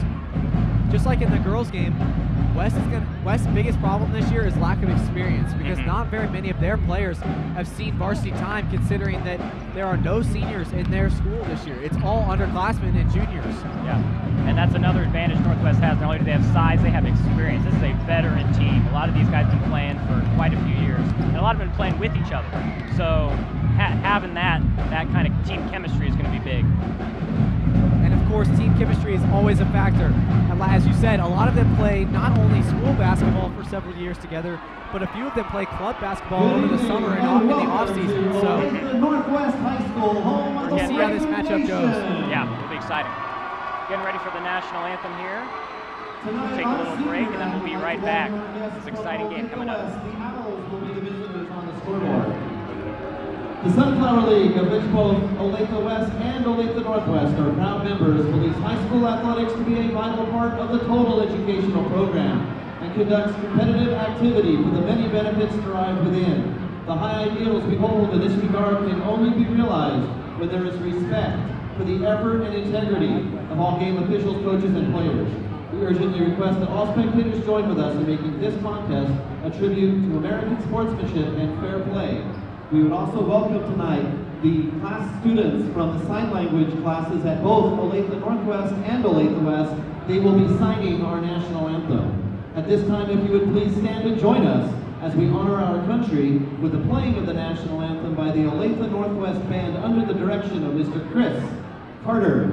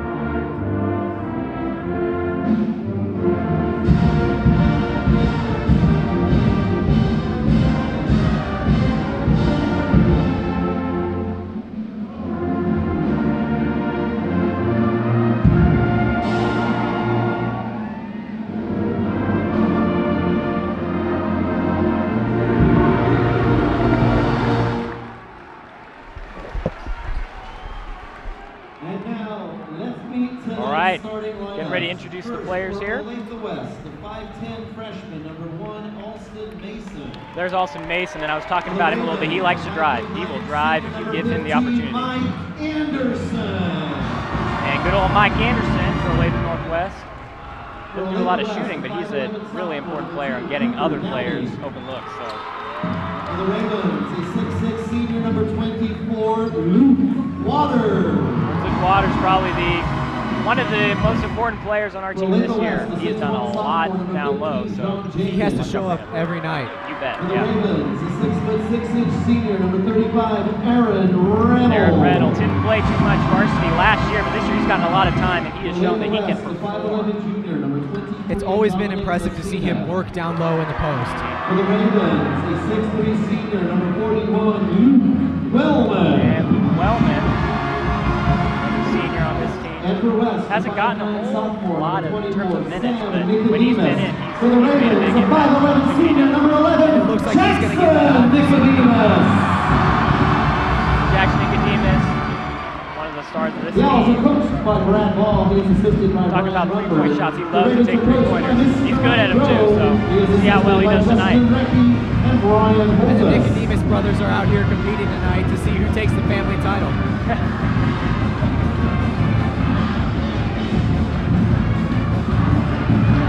Ravens starting out with a tall lineup, definitely playing to their advantage here early in the game. Grove might be testing out just how beneficial it can be having that size advantage. See how they do. This evening are Jeff Zandy, Marshall Monrad, and Todd Dayloff.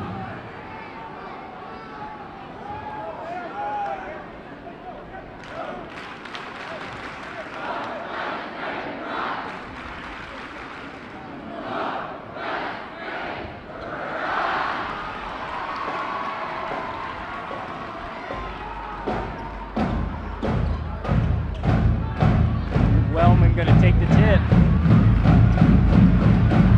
And it is starting off loud here in this gymnasium. Yeah. Both sides very excited to get things underway.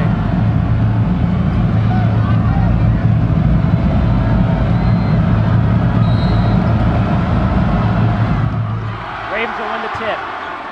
Nico will start up top. Big game here tonight. A nice matchup with brother on brother up top. Go down to Waters. Waters. Buckets! Right over Don Messina. That's how this game's going to start. And that is a post that they're going to hit all night. They're going to look down low all night long on those blocks to get the post good looks down low over the smaller defenders. Messina directing traffic up top. Over the right side.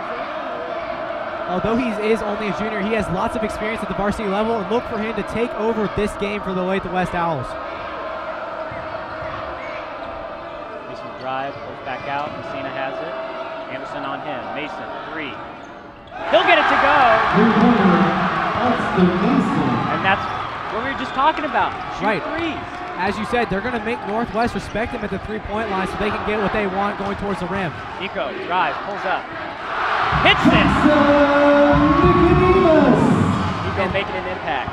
Both sides playing well on the offensive end already. This looks like it's going to be an exciting game.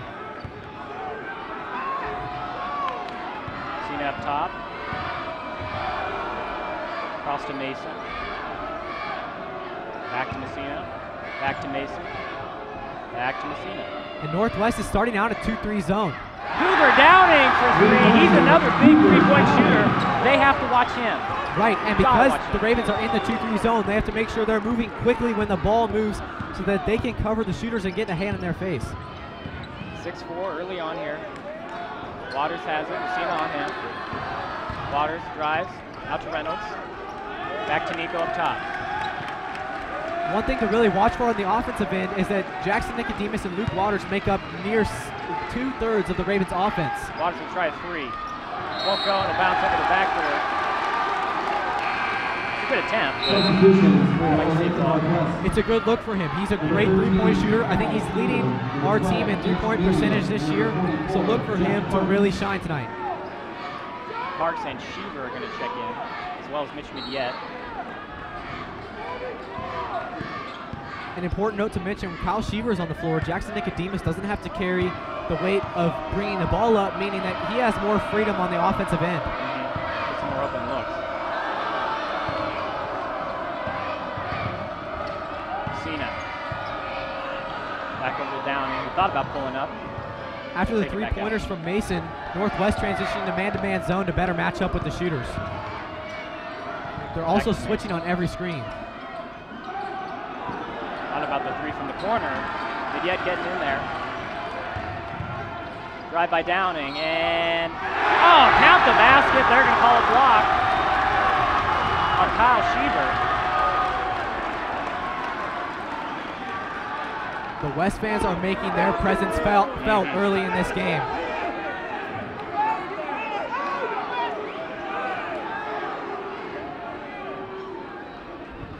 Well, he made the shot, so I don't know what they're... Should be and 1, right? Count the basket for number 2, Cougar Downing. Foul is called number 14. We're Downing at the line. Trying to make a three-point play here. Thinks it. And the contrasting styles already coming into effect. Olathe West is doing exactly what they want on the offensive end, getting the three-point shots and getting the hole once Northwest transitions to man-to-man.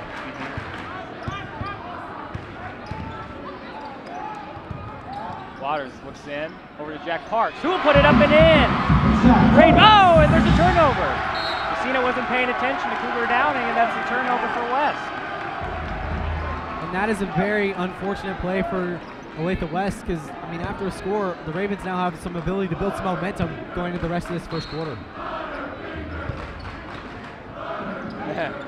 Crowd chanting Butterfingers now. Nico's got it. Brother on him. Waters inside.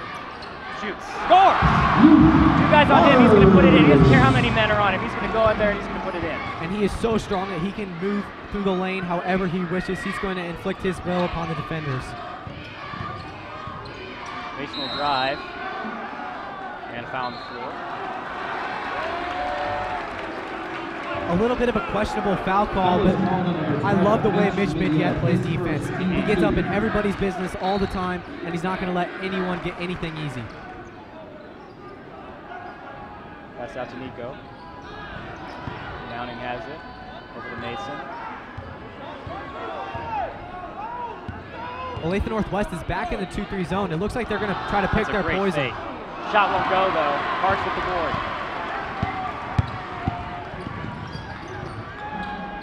Waters pass it out to Nicodemus. In to Midyett. No look pass. 3. Won't go. Rebound Parks. And he's going to get fouled. And he'll go to the line. A pass from Jackson Nicodemus. I mean, we talked about his 3-point capabilities, but he's a great passer as well. And because of his ability to score, that allows him to open up playmaking opportunities, get to the rim for layups or dish it out like he did to Midyett.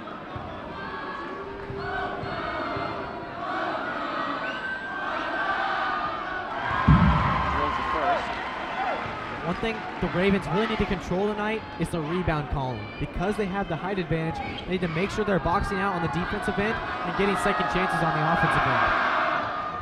Second one misses, and Parks muscles his way in, but Downing grabs the board. It's a fast break. Downing has it. Right into Nicodemus, and he'll put it up and in. Another thing to look for in West's offensive scheme is to push the ball up the floor. Northwest isn't as quick, and they're not able to get back.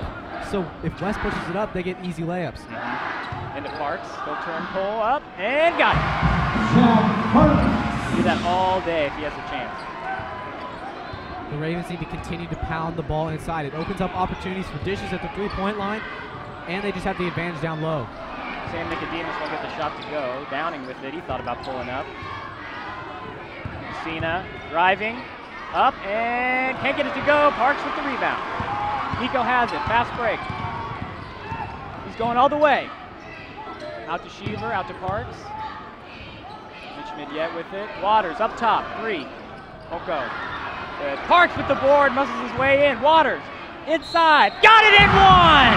Count the basket! And I am loving the hustle at Olathe Northwest right now, going for every single loose ball, cleaning up on the glass, and finishing strong at the rim. That's the kind of thing that we need to pick up games going into sub-state and hopefully the state tournament. Yeah, they're playing tougher than West right now. They're going for the board. And that's just the game they play. They play the big bully on the court. The Waters will go to the line, try to make it a 3-point play here.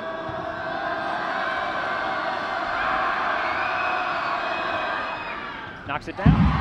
He is so reliable at the free throw line. He is above 90% on the season, and every time he goes to the line, it's a guaranteed bucket. Mason has it on the left side. He's going to drive and gets it to go. Midyett just can't guard him right now. That was an athletic finish there. He had to turn his body completely in air and focus his eyes on the rim to make sure he got the bucket. And Midyett didn't give him that free pass, but still. That's just a great offensive effort. Waters inside, got it to go. That was a great lob from Jack Parks over the top into Waters in the post. That's tough to defend, especially when they don't have the height that Northwest has. 16-13, 2.5 minutes left here in the first. Pinkerton with it. Downing pulls up, steps back, won't go. Pinkerton with it, he'll pass it out to Downing at the top. Messina has it. Messina's going to keep it. He'll pull up and gets a mid-range jumper to go. That's a smooth-looking shot. If he can open himself up like that all night, the Ravens are going to have trouble. A turnover there. Pinkerton has it. He's going to go right into Nico. Shot won't go. And a foul on Messina, it looks like.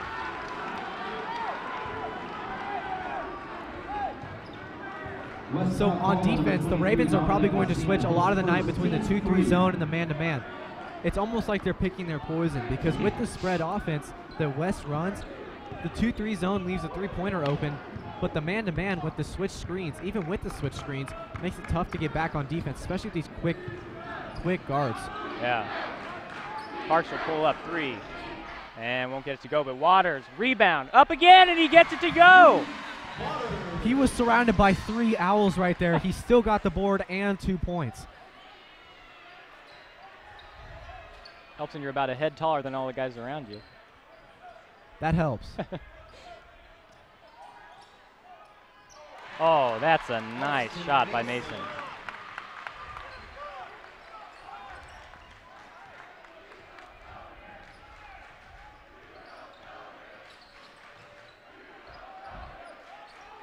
Parks inside, Waters, and foul called. He had 4 Owls swarming on him. And that's just the kind of game it's going to be. It's going to be physical all night long. It's going to be a true offensive battle to the end because neither team can really create a defensive response for the offense being run. Reynolds is going to check in for Parks.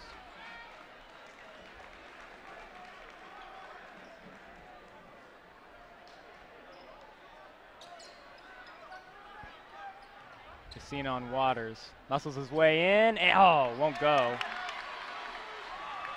Pinkerton has it. He's going to push. Back out to Downing. Ooh.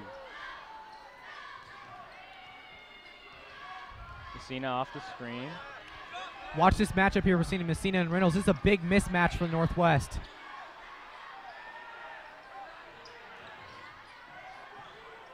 Downing, 3.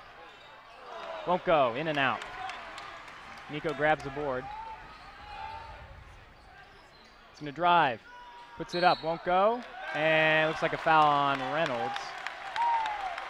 Although they picked up Nicodemus for the charge, that's a good look for the Ravens. Getting into the lane is a good offensive position because they have the height and the ability to finish. Now on the West offensive end, another thing to start looking for is backdoor cuts from the wings on the baseline. When the ball is moved in their direction, when the ball handler starts dribbling towards them, look for the offense on the baseline to cut towards the basket for a layup. About 20 seconds here left in the first. Coach Ball yelling out to Messina, telling him to wait.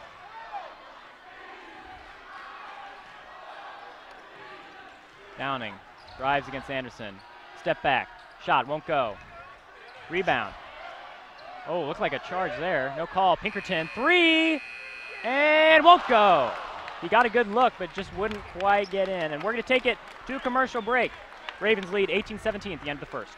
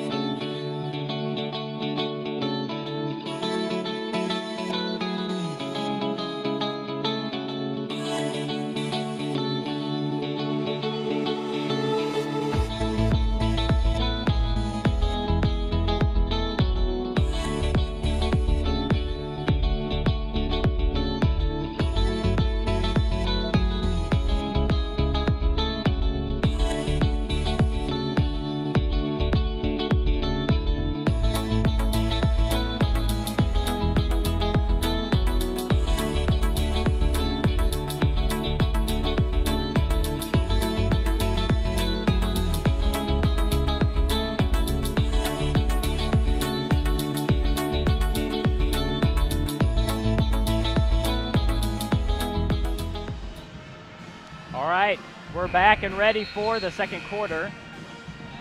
Ravens leading 18-17. We're back here for the second quarter. Ravens lead 18-17. It's been a tight, close game so far. And it's going to continue to be back and forth throughout the night. The Ravens are struggling on the defensive end to keep West out of the lane or off the three-point line, and West is doing the same. They can't keep Northwest out of the paint right now. Cena will take it up. Nico on him, the old teammates.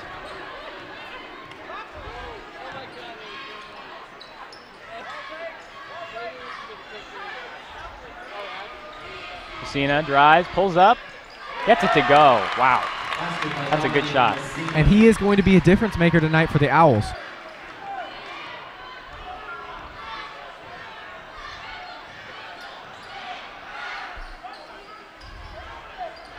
Nico going in. Oh!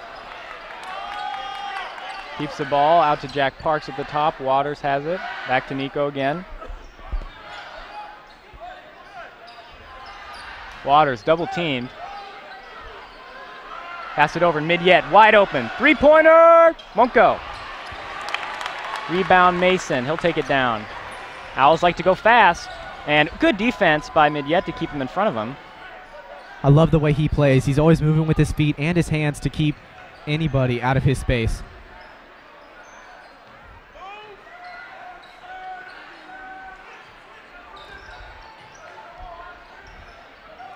The Ravens are still switching on every screen, trying to keep a man on each Owl on every single possession.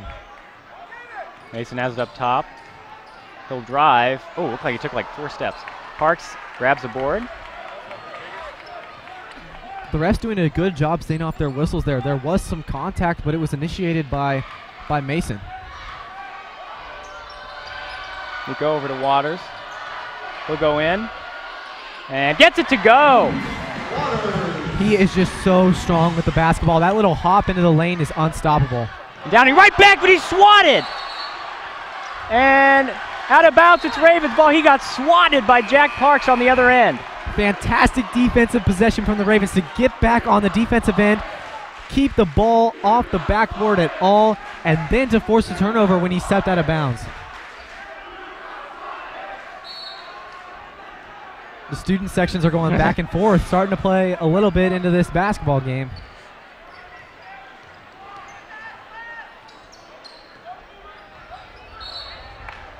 Kicked by Pinkerton there. Now, the Pinkerton brothers also former Ravens as well. They didn't get a lot of minutes for varsity last year, but they're a part of the squad. And that's part of the reason why this rivalry is such a big deal this year. Not only is it the first year that this school is open, but so many people went from Northwest to West. No foul call. That's going to go in. Oh, my goodness. What a roll. That was going to stay up there. That's how you know you're feeling it. When you get that kind of roll, you can't be stopped. Bucket good there by Hashagen. He's been a little quiet so far, but he gets his first bucket to go. And that's something you won't see very often. Olathe West getting a point in the paint over the size of Olathe Northwest. Inside to Parks. Parks back to Nico. Waters double teamed immediately. 3 guys on him. He's still going to go in and score. They have not figured out a way to stop him. They've brought 3. They brought 4 to him, and it's not possible at this point. Deep 3. Cougar Downing won't go. And board by Hashagen. Pinkerton thought about it. Out to Messina. Pass inside. Foul and 1. Count it. Hashagen inside. He'll get the shot to go. That was a great pass by Messina. That really was a great look to be heads up to see his man cutting back across the lane from the opposite side. That was impressive. Anderson comes in for Sheaver. The Ravens looking a little bit worn down right now. That's another thing that we heard about this West team. They do not get tired. They're conditioned very well. And you have to be when you move this quick with the basketball. One thing about the Raven offense that can be both a gift and a curse, they don't mind taking their time on the offensive end. They will take as long as they need to get a shot. Waters pulls up 3. Shot won't go. Parks almost got it. Pinkerton will snag the board. Down to Hashagen. Right by Nicodemus, and the shot will go. Grove will take the first timeout as Olathe West takes the lead. That's a good timeout from the Ravens. Prevent the momentum from growing too much. Olathe West has got out and got several easy layups. Good call by Coach Grove to get him off the floor and give his guys a little bit of rest.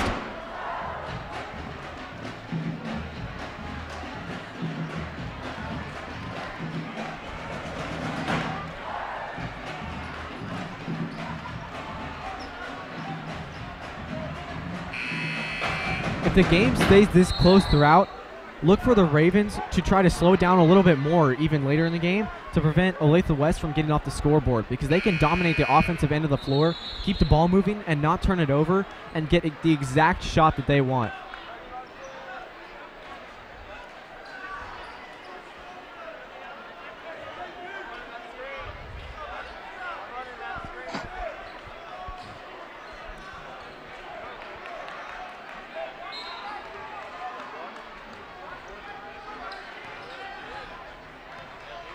About 4.5 left here in the second quarter.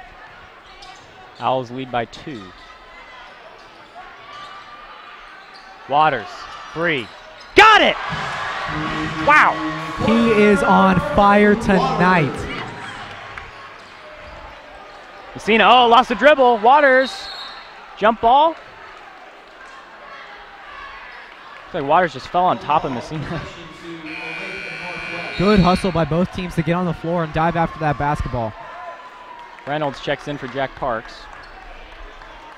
Northwest needs to win all the hustle plays tonight if they want to have a chance to compete against this quicker West team.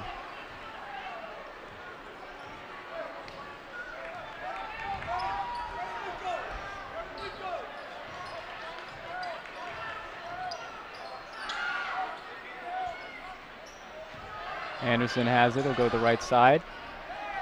Inside to Reynolds. Reynolds. Shot won't go. Anderson with the board. Reynolds again. Looks over to Midyet. Wide open. 3. Shot won't go. And Hashagen with the rebound. One of the weaknesses in the Ravens offense is that some of their players are a little bit timid to shoot. 3-pointer. Will go! Stares down the basket after Alston Mason with the 3-pointer. Keep things exciting. Things are definitely going to get heated later in this game between not only the student sections but the players on the court. He is a freshman, student section chanting that. Nico inside to Reynolds. Oh! And foul called there on Hashagen. I don't know. I mean, it looked questionable from here, but maybe the ref had an angle that we didn't. We're glad for the foul. I couldn't tell if he got body on him or not, but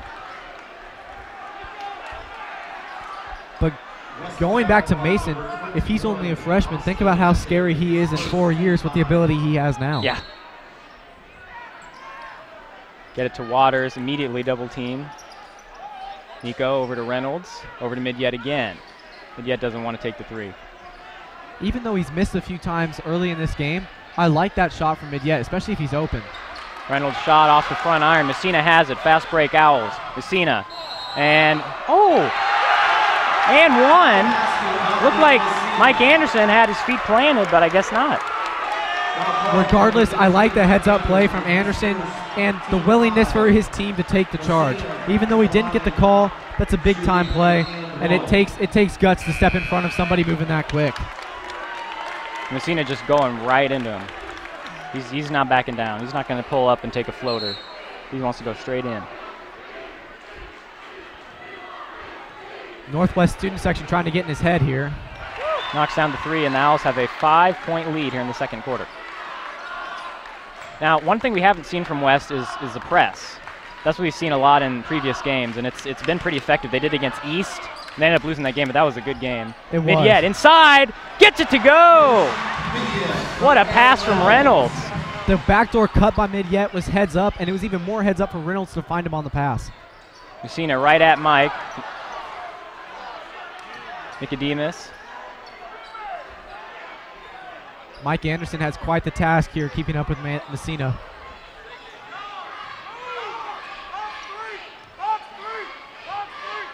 Coach Ball calling out plays.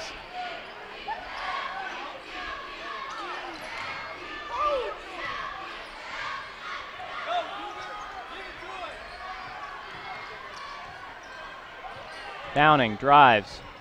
Mason, 3. They're going to do that all day long. All day. He is hot tonight. He and Dominic Messina have been the difference in this game. They've been carrying the load for the Owls, and if they continue to do so, Ravens are looking at quite the battle here.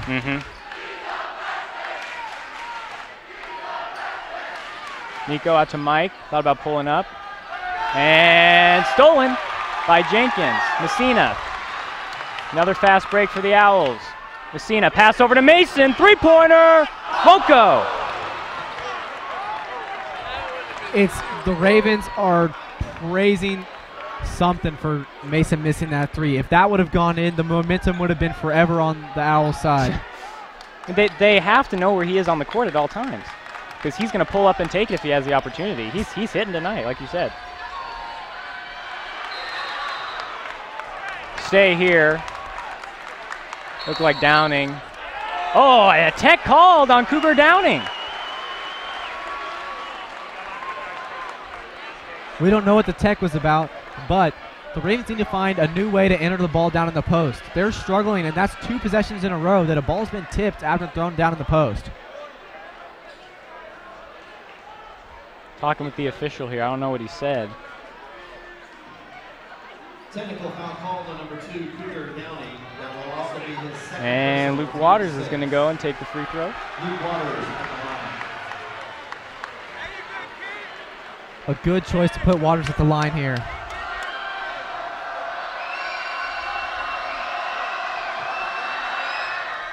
Can't get it to go.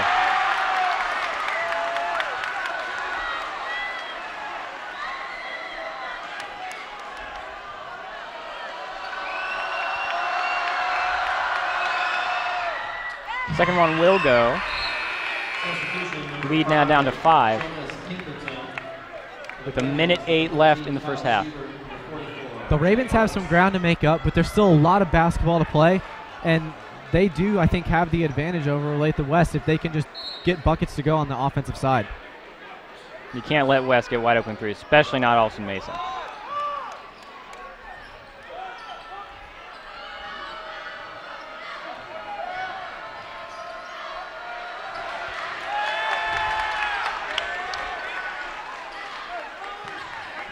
Once again, the Nicodemus brothers are going at it up top. Parks. Inside to Waters. Up and in! That lob pass is almost indefensible, especially with the 6'6" height down in the post. Messina. Oh, and a turnover. Those are the breaks that Northwest needs to get all night. Messina trying to get a little too casual there.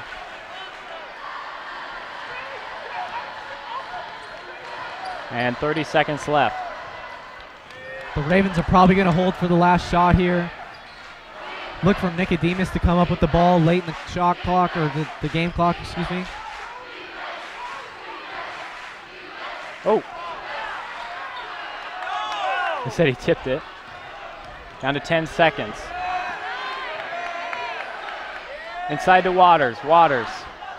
3 guys on him, and traveled. Waters doesn't like it. He thought he was fouled by number 13, John Jenkins, down low. Brady Stauffer going to come in now. It appears that West has finally found something that can stop Waters, a triple team. 3.5 seconds. Wellman going to check in for Waters. Wellman goes back. Over to Dom. Dom down the left side. He'll pull up. Shot won't go. And we've reached halftime. It's 32-35. Owls lead the Ravens. We'll be back in just a bit.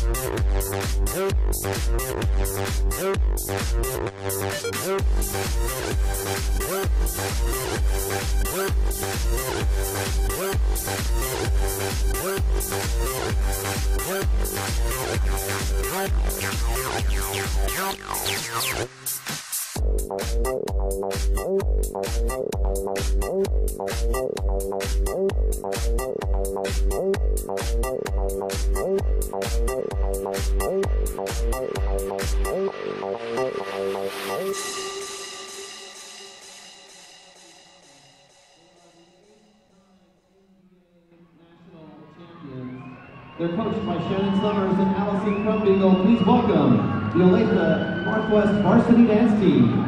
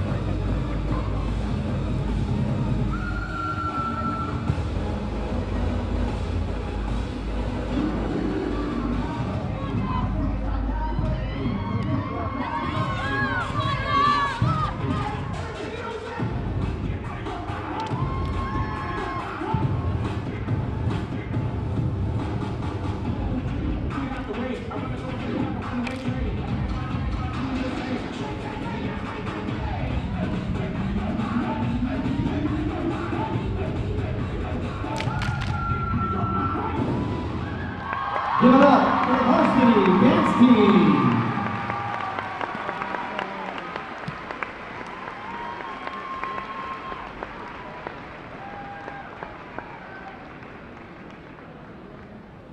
And once again, we do invite you to stick around in your seats. In just a minute, we are going to have a very special presentation and induction into the Olathe Northwest Hall of Fame.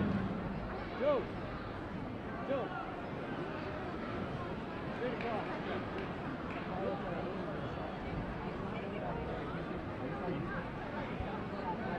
Ladies and gentlemen, if you direct your attention to center court, we'd like to welcome two of our inaugural Olathe Northwest Hall of Fame members. Please welcome the former principal of Olathe Northwest, Dr. Gwen Poss,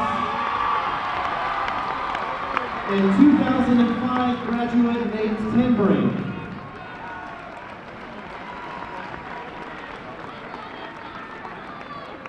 Tonight we have two members of our Hall of Fame here to help present the award to our next member.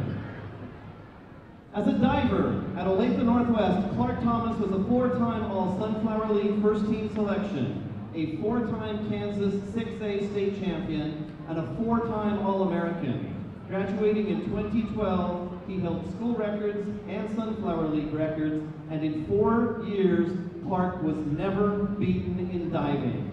He never lost a competition. At Northwest, he was also a member of the Raven Flight Corps and the National Honor Society. Following his success at Olathe Northwest, Clark attended the University of Missouri and competed in 4 national championships. He was a captain his junior and senior years. He was selected to the freshman All-SEC Conference diving team and was the SEC Freshman Diver of the Year. In addition to being on the SEC Academic Honor Roll for 4 years, He was on the All-SEC team in 2015 and 16, coinciding with his Missouri Most Valuable Diver Award recognition. He ranks first all-time in both the 1 meter and 3 meter dives at Missouri and was a 3-time NCAA All-American. Clark is a 2-time Olympic diving team trials qualifier and 7-time USA Diving Men's National Championship choir. Give it up for Clark Thomas! Principal Chris Cook will now present Clark with a plaque commemorating his induction into the Olathe Northwest Hall of Fame. A similar plaque will reside in the hallway outside the gym to forever honor the accomplishments as an Olathe Northwest Raven. Please give it up for Clark, Nate, Dr. Gwen Koss, and the Olathe Northwest Hall of Fame.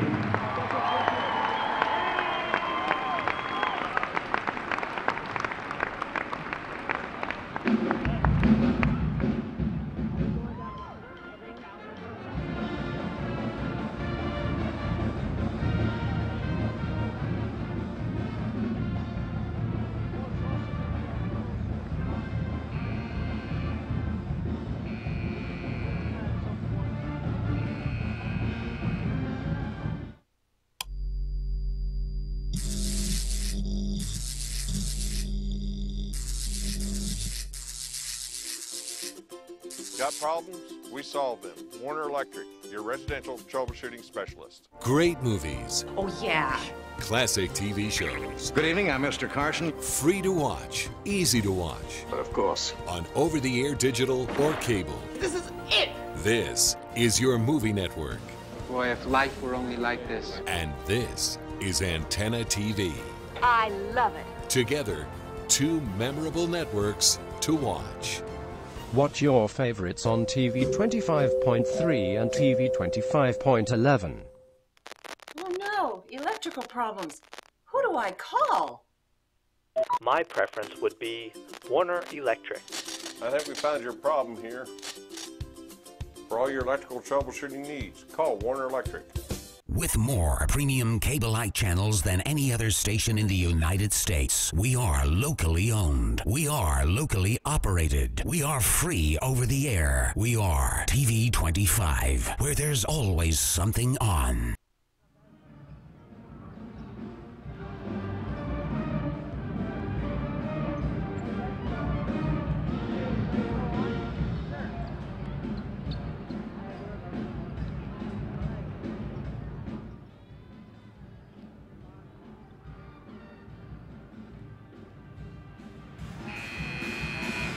And we're back, just under 2 minutes left before the start of the second half. Ravens down 32-35 against the Olathe West Owls. In the first half, we saw a lot of conflicting action between these teams. Olathe West likes to get out and run and spud the floor when they get in the half court, as well as drive to the basket and pop threes. Olathe Northwest is more likely to slow the ball down, pound the ball into their big men inside, and look for post moves or layups or even kick out threes from Jackson Nicodemus. So there's definitely going to be a conflicting of styles. We saw it in the first half. It resulted in the West picking up a 3-point lead, but we'll see how the battle continues in the second half. See how Northwest adjusts to those shots, because, I mean, I saw on multiple occasions, the one guy you don't want to leave open, Alston Mason, got wide open 3-point shots. And the reason he got those was because Messina drived or Downing drived, somebody drove, and when you drive, the defense collapses, and then you have wide open shots. So the Ravens have to be aware of that. You cannot let him out of your sights. And on the defensive scheme for the Ravens, it's honestly, it's like worst of two deals. You have to, if they choose the 2-3 zone, which they are probably more comfortable in as a team, they're preventing the drive, but they're slower getting after shooters, leaving the three-pointer open. If they go man-to-man, they don't switch the screens, and they have mismatches like Dom Messina on Jack Parks. Yeah. And then, but the interesting stat line right now is that it's a clean basketball game. There's a total of 6 turnovers in the game, meaning that both teams have taken care of the basketball. Just under 20 seconds now.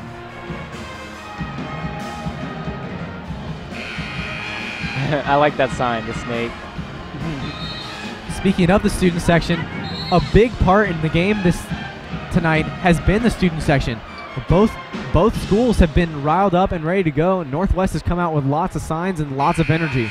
West has come out with a lot of energy too, which is kind of diminishes the home court advantage to some extent. And because West is so close and because so many of the students feel at home here, that might be part of it.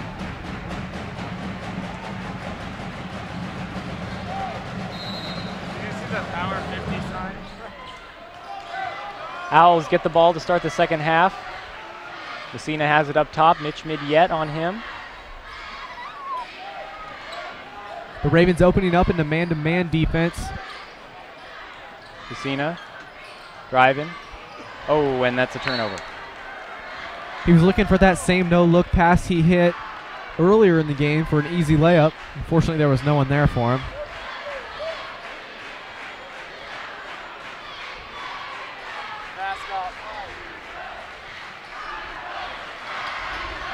Wow, O&W crowd loud right now. Nico, 3, top of the key, won't go. And rebound Jenkins. But that's still a great shot from him. That's what we want to see, open looks coming off screens. Messina all the way, and it'll be picked up by Jack Parks. Good hustle from Parks to get back and strip that from Messina. Nico behind the back. Back out to Sheaver, set up the offense.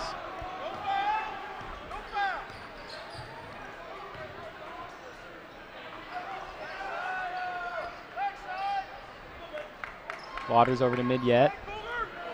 Looks like Waters is going to kick out to the three-point line a little bit more in this half, become that stretch 4. Oh, and they're going to get a foul on Luke Waters there. Okay. They're going to call him for over the back or pushing off. That's kind of the poison that comes with the height advantage here. The Northwest players can kind of push around the inside men, trying to box them out, making them more susceptible. That one, it's a foul. Oh my God, Channing power 50. That's good. Olathe West got their power 50 taken away. Oh, Sam Nicodemus fade away on his older brother. That was an impressive athletic play. He definitely took the contact well and then went out strong to the hoop. Parks with it, all alone at the top of the key. That's a shot that he should take. He's capable of shooting. There you go, he pulls up. Ah, shot won't go. Waters with the board. Nice offensive rebound. Waters will try a 3. That one goes down! He is so smooth from the three-point line. It looks like it takes no effort to get the ball to the rim. It's a 2-point game. Downing drives. And again, he'll fade away. Shot, swish. That's a tough shot to guard. And he created so much space that he negated the height difference between him and Waters. Nico pulls up. Gets it to go. He gets one of his own. And it looks like they're going to go back and forth again, shot for shot. Messina driving. Shot. Oh, gets it right over the defender. Back and forth. This is setting up to be some exciting basketball. We're seeing lots of offensive firepower on both ends of the floor. Parks, pass, Midyett. Back out to Nico. Deep 3. Shot won't go. And rebound by Mason. Mason pushing up the court. He drives. Swatted! Messina 3.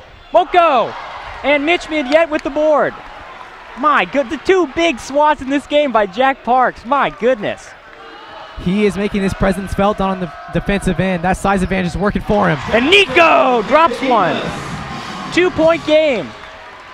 That is a nice shot from him. Getting to the elbow on a dribble and pulling up, that can't be stopped, especially off the screen. Downing looks to drive. Out to Messina.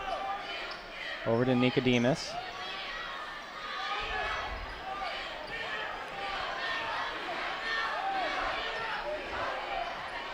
Oh, shot won't go for Mason. Parks with the board, and Nico has it. He's going to push.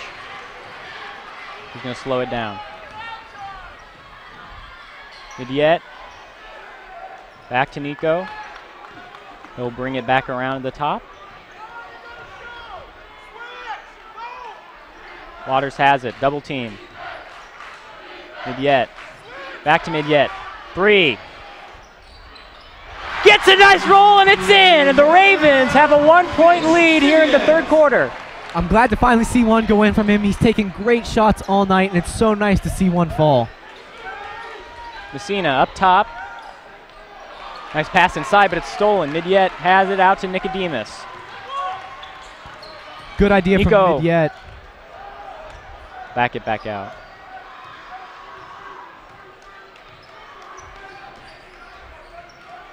Parks, he's left alone.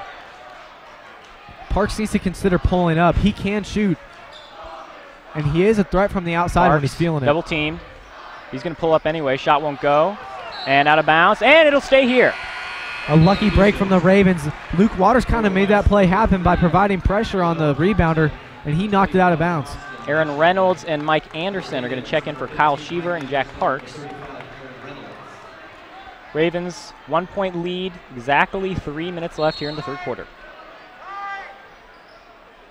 Waters. He's going to look in. Out to Reynolds. Reynolds, 3. Won't go. Pinkerton with the rebound. Ooh, and they're going to call it. Backcourt violation. Pinkerton didn't want to hold on to it. Tried to get to Messina, but he wasn't over the line yet. I do like the aggressive shots that we're seeing from Olathe Northwest. Every single person on the floor right now can make three-pointers. It's just a matter of do they have the confidence and the willingness to catch and shoot. Anderson, pass over to Reynolds. Reynolds looks in, spin move, and they're going to get him on a travel. His feet just started shuffling a little bit too much on that spin move, but other than that, it looked good.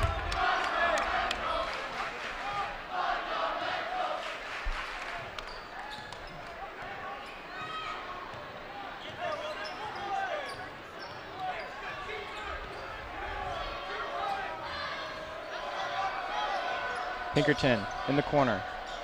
Back to Messina. Messina looking to drive. Downing drives, shot, gets it to go, and a timeout by Coach Ball. And the Owls have a 43-42 lead. 2:16 left in the third. And really in the third, we've seen back and forth, back and forth, back and forth the whole time. And it's a great basketball game to be a part of. Watching back and forth action is the best for fans. It's so exciting. I love seeing Northwest explode on the offensive end and have a great night.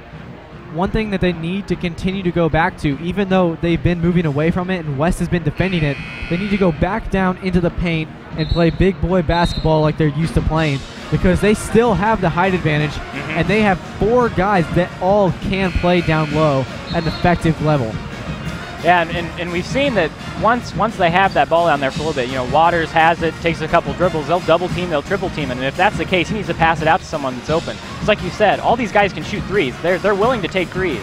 So if you have an open guy, pass it out there and get a three-pointer. And one thing I would like to see is increased aggressiveness from guys like Mike Anderson and Jack Parks on the three-point line. They've been open, and they can make those shots. It's just a matter of the confidence, and simply, if you think you can do it, you can. Yet inside to Reynolds. No foul. Downing takes it the other way. Fast break. Over to Mason. Three-pointer. Corner. Money! And that's just what the Owls have gotten all night in transition. When they get out and run, they get good results. And the Ravens just cannot keep up with them on those fast breaks. Waters has it, top of the key, over to Midyet. He'll drive.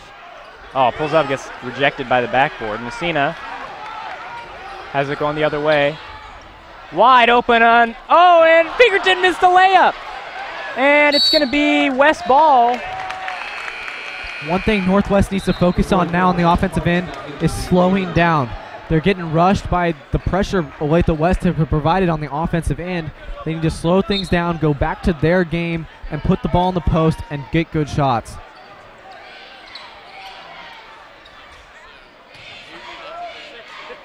And the previous few possessions, Olathe Northwest is kind of set up in this reverse 3-2 zone where they bring the big men up top. It's appearing to kind of stop the West offense periodically.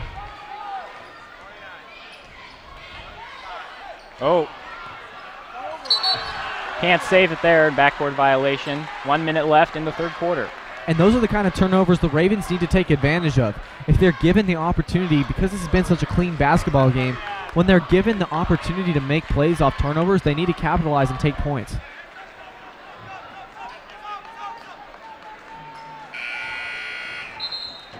Jonas Pinkerton in. Comes in for Cougar Downing.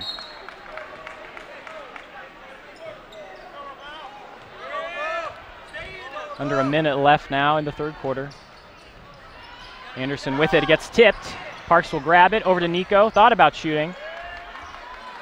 Get it back to Parks, who will pull up for three. Shot won't go. Messina muscles his way for rebound, another fast break here. Pinkerton in the corner, three. Shot won't go. Anderson, rebound. About 30 seconds left now. I like that shot from Parks on the last possession. Now, right now, the Ravens are probably going to hold the ball. I say look for a wide open shot.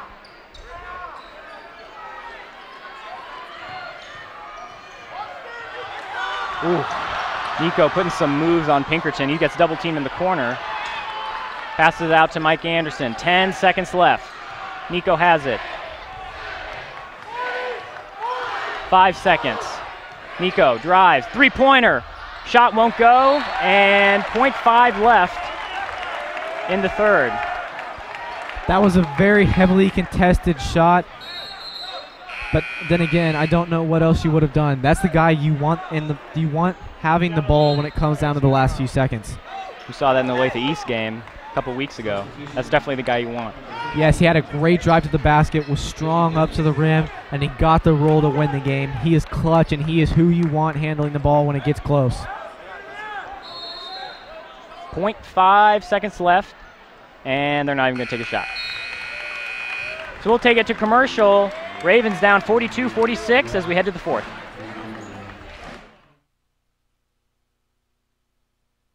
Buzzer, Justice, Antenna, Heartland, Newsmax, Weather Nation, Revin, Untamed Sports, Retro, Vibrant, This, Jewelry. 12 simultaneous networks broadcasting 24 hours a day to 2.2 million viewers in Kansas City, Lawrence, and Topeka. We are TV 25, where there's always something on. With more premium cable-like channels than any other station in the United States, we are locally owned. We are locally operated. We are free over the air. We are TV 25, where there's always something on. And we're back. Fourth quarter just about to get underway. Owls lead at 46-42. It's been a back-and-forth game. And look for this fourth quarter to be crazy. Both teams have had an offensive night, and look for that to continue in the fourth quarter when emotions start to run high.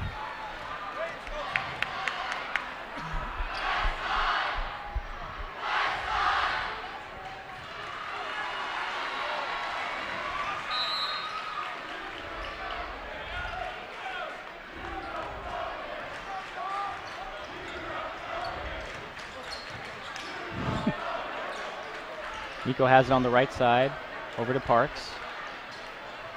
Mid-Yet. Cheever at the top. Back out to Mid-Yet.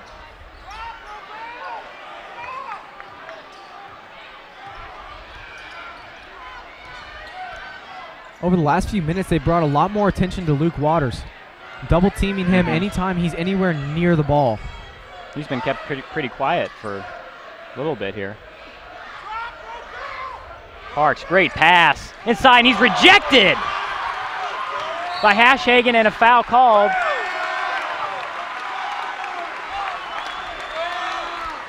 Interesting turn of events here. Jack Parks got a little bit, could chew off on that possession, but the Ravens can't be scared to put the ball down in the post. That's where their bread and butter is, and that's where they have the advantage. Even if they get blocked, they have to go strong. Well, that's the first block of the entire game for West, I think. So, I mean, look at this. What's the percentage of success? Pretty high. So,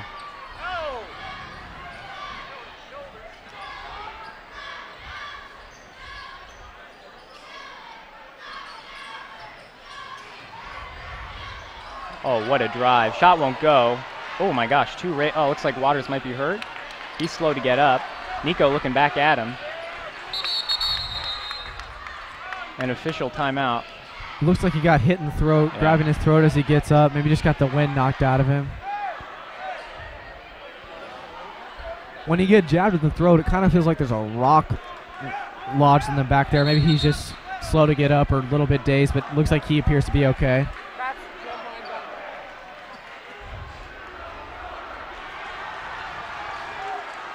Uh-oh. Taking a West fan out of the ONW student section. What's going on there? It appears like the fans have taken it upon themselves to have a West kid out of the student section. We'll give him some applause as he goes over the other side.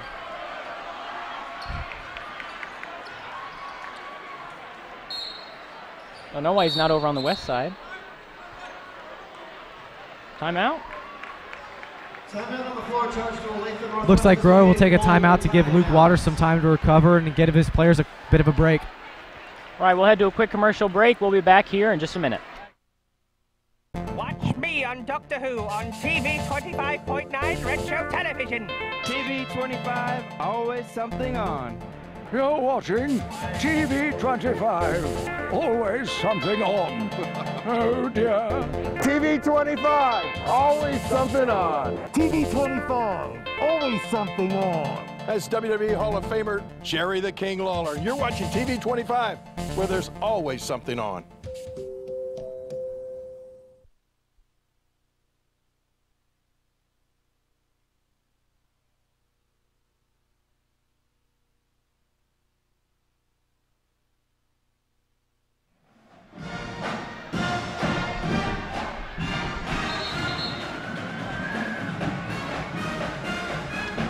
We're back here in the fourth quarter. 6:50 left in this one. Owls command a 4-point lead, 42-46. Ravens coming out of a timeout. In the first minute of the fourth quarter, there's been absolutely no points put on the board. So look for an explosion from both teams here. Nico will take it up for ONW. West has a little bit of a 2-3 zone set up. Sheaver, Nico, Waters, 3, corner. Hits the backboard, won't go. Hashhagen has it, and he'll dump it off to Messina. And the Ravens have gone ice cold here in the last few minutes. They need to get something going to the bucket for an easy layup.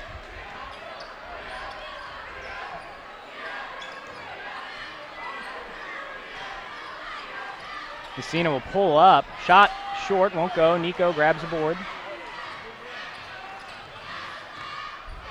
Sheaver, Midyet. Back to Midyet. He'll pull up. 3, no good. But Parks will grab the board.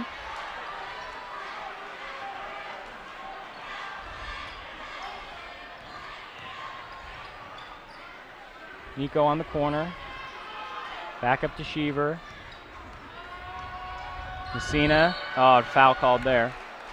And a good foul by the refs. Messina bumps Sheaver off his line. But the Ravens really need to start moving better with the basketball. They're doing fine moving without the ball, making cuts, setting screens for each other off ball. But with the ball, they're staying in the same spot, making it hard to get someone open. Mm-hmm. Not as much, definitely not as much movement in their offense as compared to West. And even compared to earlier in the game. That's true. Waters wanted it there. No look past him yet. Other side. Over to Nico. 3. Money! That's a big 3. 1-point game. Messina takes it down. Mason. Messina. Downing up top. Hashhagen inside.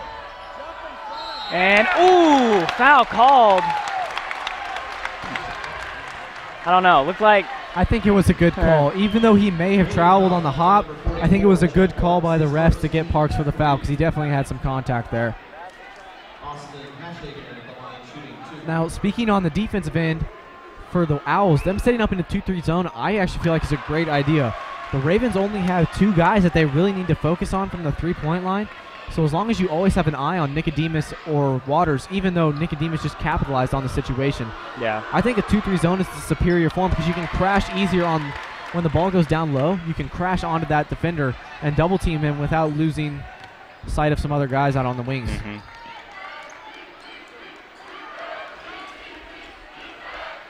Over to Waters. Nico pulls up again. 3. Oh, in and out. Messina with the board. 2-point game. Messina drives. Ooh, looked like he slid about halfway down the court. Messina drives again on Waters. He gets that shot to go! Messina did a great job there using his lean into Waters to prevent Waters from being able to jump up and block his shot. Oh, turnover there.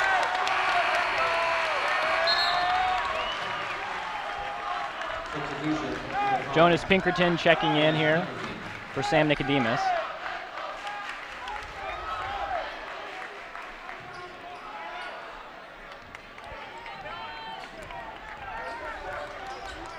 The Ravens need to stop here really bad. They need to stop and a bucket to keep them in this game. Downing.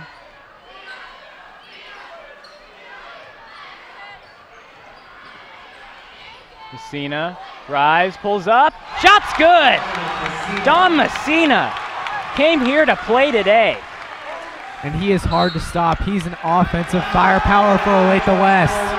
Ravens are going to take a timeout. They find themselves down by 6 with 3:51 left in this one. And they've got work to do. They need to figure out how to put together some stops on the defensive end, whether that be changing the schemes, changing the matchup. They need to figure out something to stop these Owls and then throw together a few possessions in a row.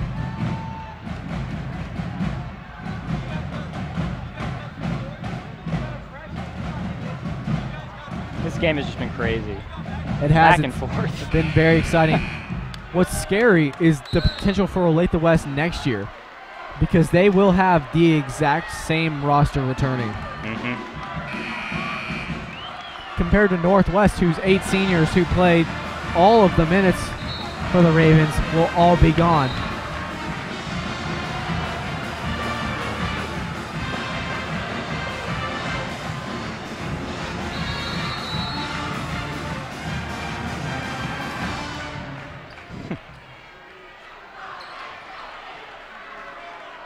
Big possession here for Olathe Northwest.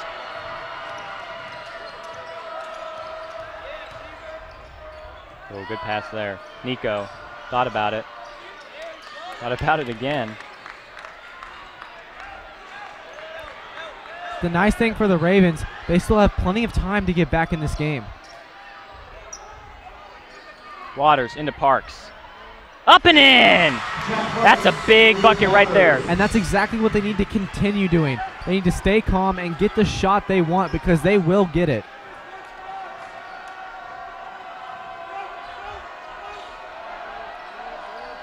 Pass there to Pinkerton. Northwest is bringing pressure. Pulls up, shot, won't go. And should be out of bounds on, it'll be out of bounds on West. And the Ravens will get it back. 4-point game, 3 minutes left. I like the defensive scheme out of Northwest, bringing pressure on the ball. However, with the depth of the bench that they have, they do not have very much that they can bring on the bench, especially at the guard positions.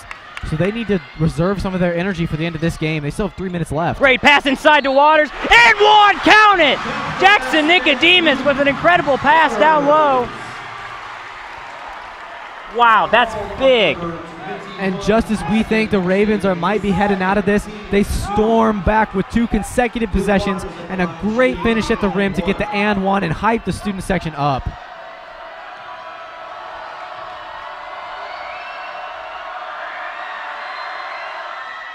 Sinks it. 1-point game. 2:48 left. 4th quarter. This place is loud. Mason has it up top. Over to Messina. Nico on him. Messina. Drives. Shot. And one! Dom Messina! Wow! This place is just nearing electric. That's the issue with Northwest spreading out the floor. That allows Olathe West to do exactly what they want, which is get into the lane and finish. And Messina has been hitting all those shots today. That one won't go, though. And it stays a one-possession game. 2:15 left. Nico to Waters. Waters to Midyet. And another timeout by Grove. He wants to talk things over. We'll take it to a quick break. This is a good game, 53-50. Never mind, we're not going to break. 30-second timeout? I think it's a full timeout. Oh, full, okay. But regardless, this is another big possession for Northwest coming out of the timeout.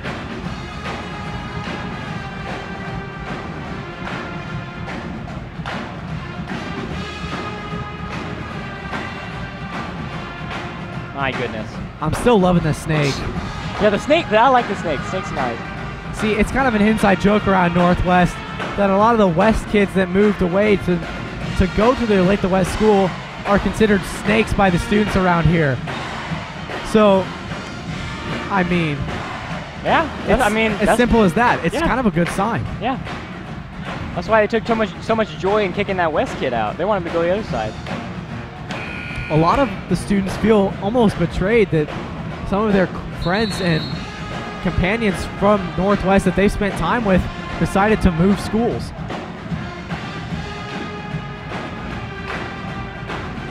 Oh, wow.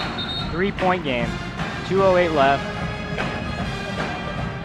I was here for a lot of games. The Olathe East game, boys and girls, those were both nuts. Last year, first game of the season when they played, who was that? The girls, their first game of the season. That was nuts. Sarah Beth Geldner won that on like a last-second shot. I mean, this is just, this is with all of them, this is crazy. Back and forth the whole game.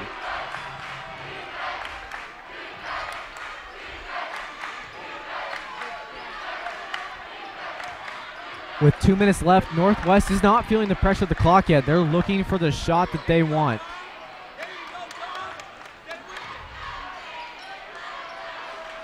Nico inside. Foul called. Count it!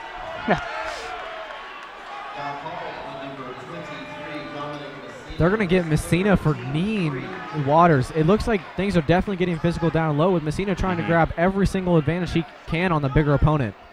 And West has some fouls to give. Midyet 3, that one won't go.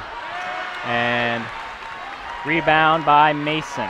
1:35 left. I like the shot, though. If he's that open, he needs to take it.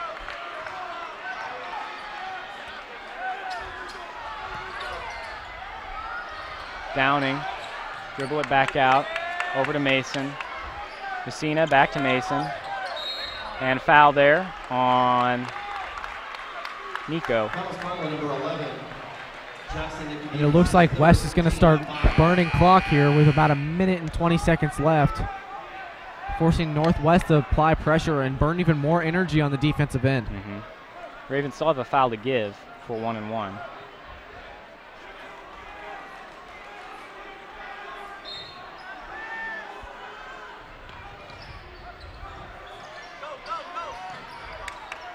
Get it into Mason.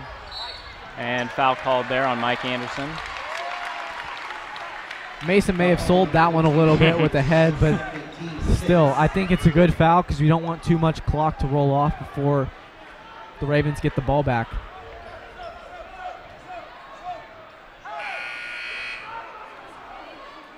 Grove bringing in Sheaver. He looks a little dazed and confused. He's coming for Nicodemus. I don't think he was expecting to come in. All Nicodemus is going to do is take a quick breath for this possession. The Ravens are looking for a steal. If they don't get it, they're going to foul. Nicodemus will come back in. Messina has it and foul there on Kyle Sheaver. This is going to be the story of the rest of this game.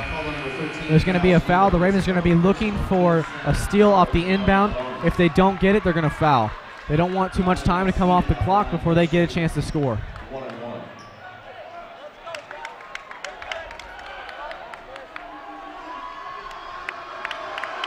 Messina, big free throws.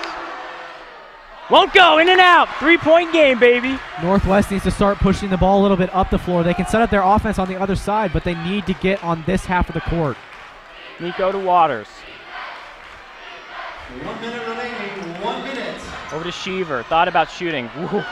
He was really low to the ground there. Sheaver into Parks. Nico back out, 50 seconds left. My goodness, this is crazy. Nico, Sheaver. Sheaver drives, Midyet, 3! Shot out of bounds, and it'll stay here. Wow. Midyet has gotten so much bad luck on these shots, in and out. I know, and he needs to keep shooting because if he's going to be that open, he needs to be the guy to step up because they are focusing all of their defensive effort on Waters and Nicodemus. Ball screaming for a timeout. 39.8 seconds left. Ravens up, Owls up by 3. Ravens with the ball. This is crazy. Things are definitely getting exciting around here. I think everybody in this building is feeling the nervous energy. Oh, man.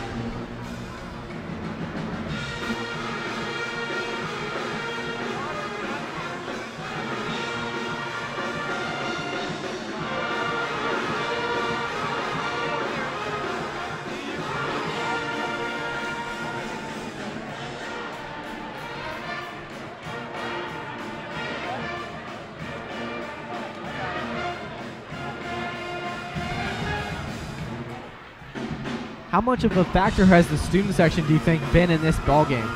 I definitely think that just the sheer size of Olathe West. I mean, really, I'm looking at both of them, and West maybe is a little bit smaller, but I mean, it's pretty close on both sides. So the thing about that is that it really takes away a lot of what the Ravens are going to get from that home court advantage.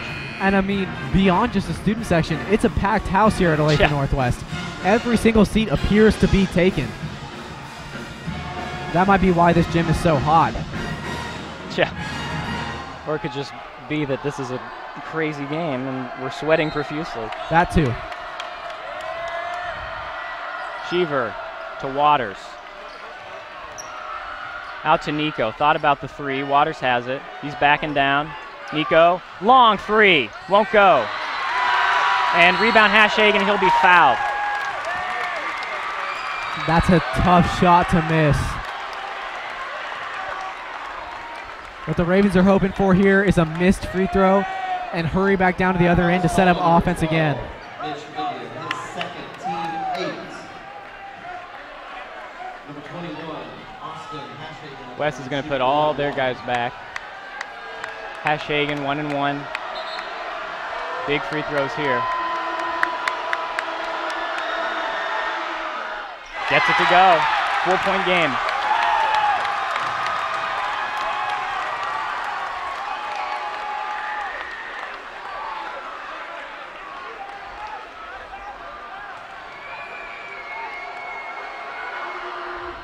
Second one's good. 5-point game. 28.8 seconds left. Northwest Nico will take it. They don't need a three-pointer. They just need a basket. They need to stay in this game. Turnover. Oh. Fouled. Wow. And this west side is going nuts. They can feel it. Alston Mason will go to the line. Austin Mason at the line, shooting 1-and-1. The Ravens need a miss on the first shot here. This is their last time that they're in the one-on-one. Good. 6-point game.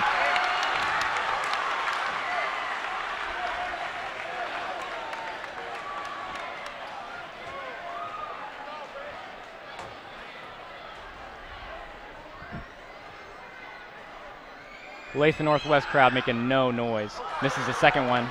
Nico has it. Goes down the court. Goes in. Fouled. He'll go to the line. 12.2 left. 6-point game. And that is a productive possession because he stops the clock and he gets a chance to go to the line for 2 points. His third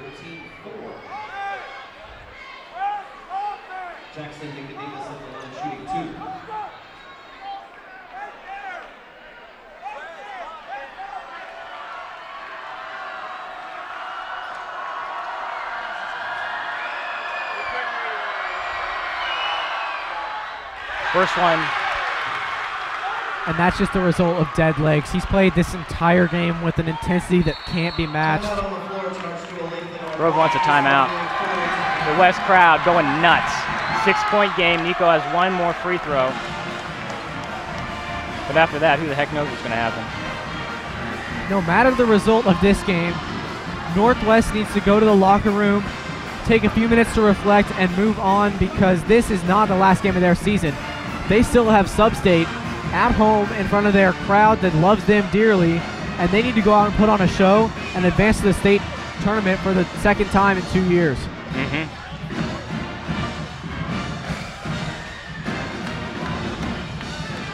But once again, you have to give it to West without any senior leadership whatsoever, with a relatively unexperienced roster, to come into this building in front of one of the best teams in Kansas this year.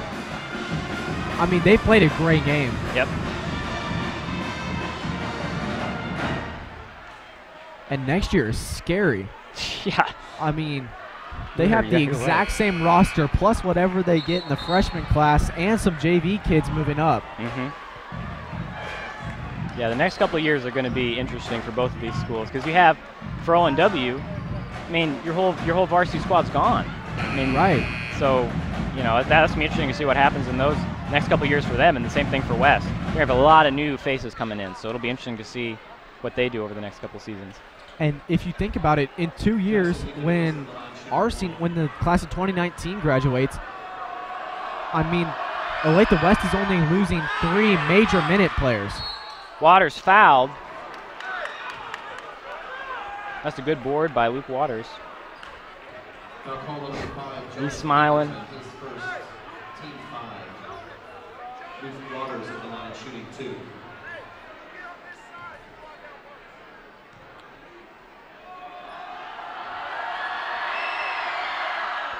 Drains the first.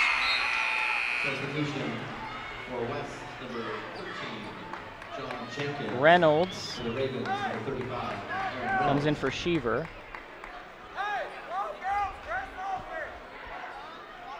Northwest needs a steal off of a made free throw to even have a chance in this game. Takes his sweet time. He's going to nail the second. Sheaver back in for Reynolds. Substitutions number 5, Northwest is going to go to a man-to-man face-up press, meaning that they are looking for nothing but a steal. If they don't get it, providing some miracle, this might be it.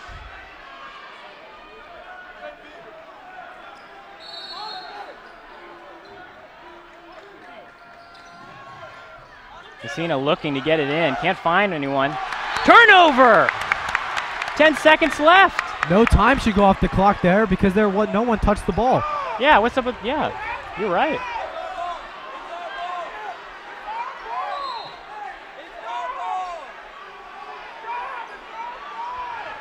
The refs are debating about which way the call should go.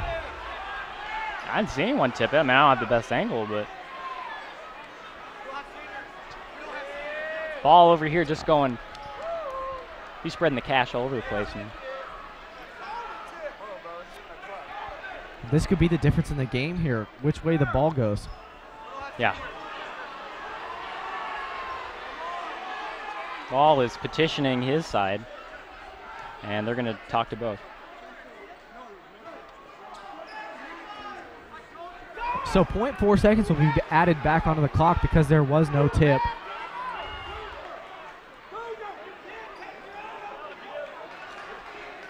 Ball screaming at his players. Not happy about that play. Well, because this has the chance to put Northwest back in the game.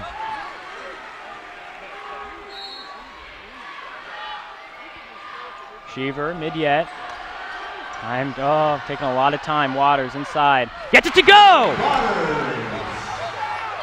They're going to hold it. That's going to be it. Game over.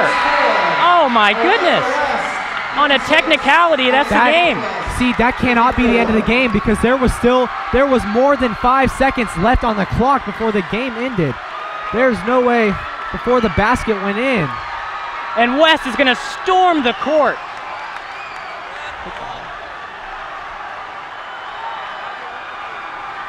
I mean, is that the end of the game? That can't be the end of the game.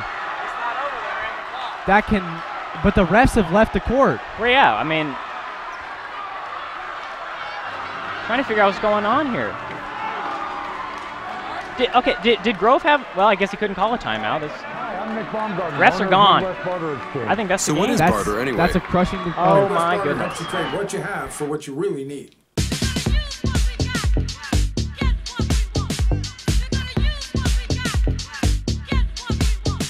You can use Midwest barter dollars to purchase hundreds of products for your business or personal use without the use of cash, including advertising on TV 25. Find out more on our website or call 785-383-4965. With more premium cable-like channels than any other station in the United States, we are locally owned. We are locally operated. We are free over the air. We are TV 25, where there's always something on.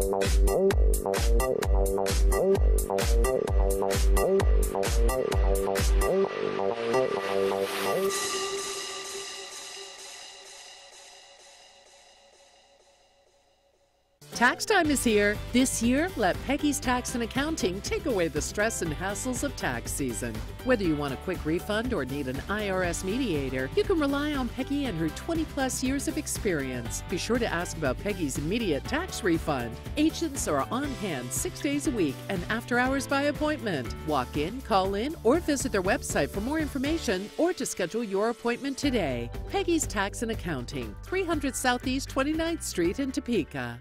With more premium cable-like channels than any other station in the United States, we are locally owned. We are locally operated. We are free over the air. We are TV 25, where there's always something on.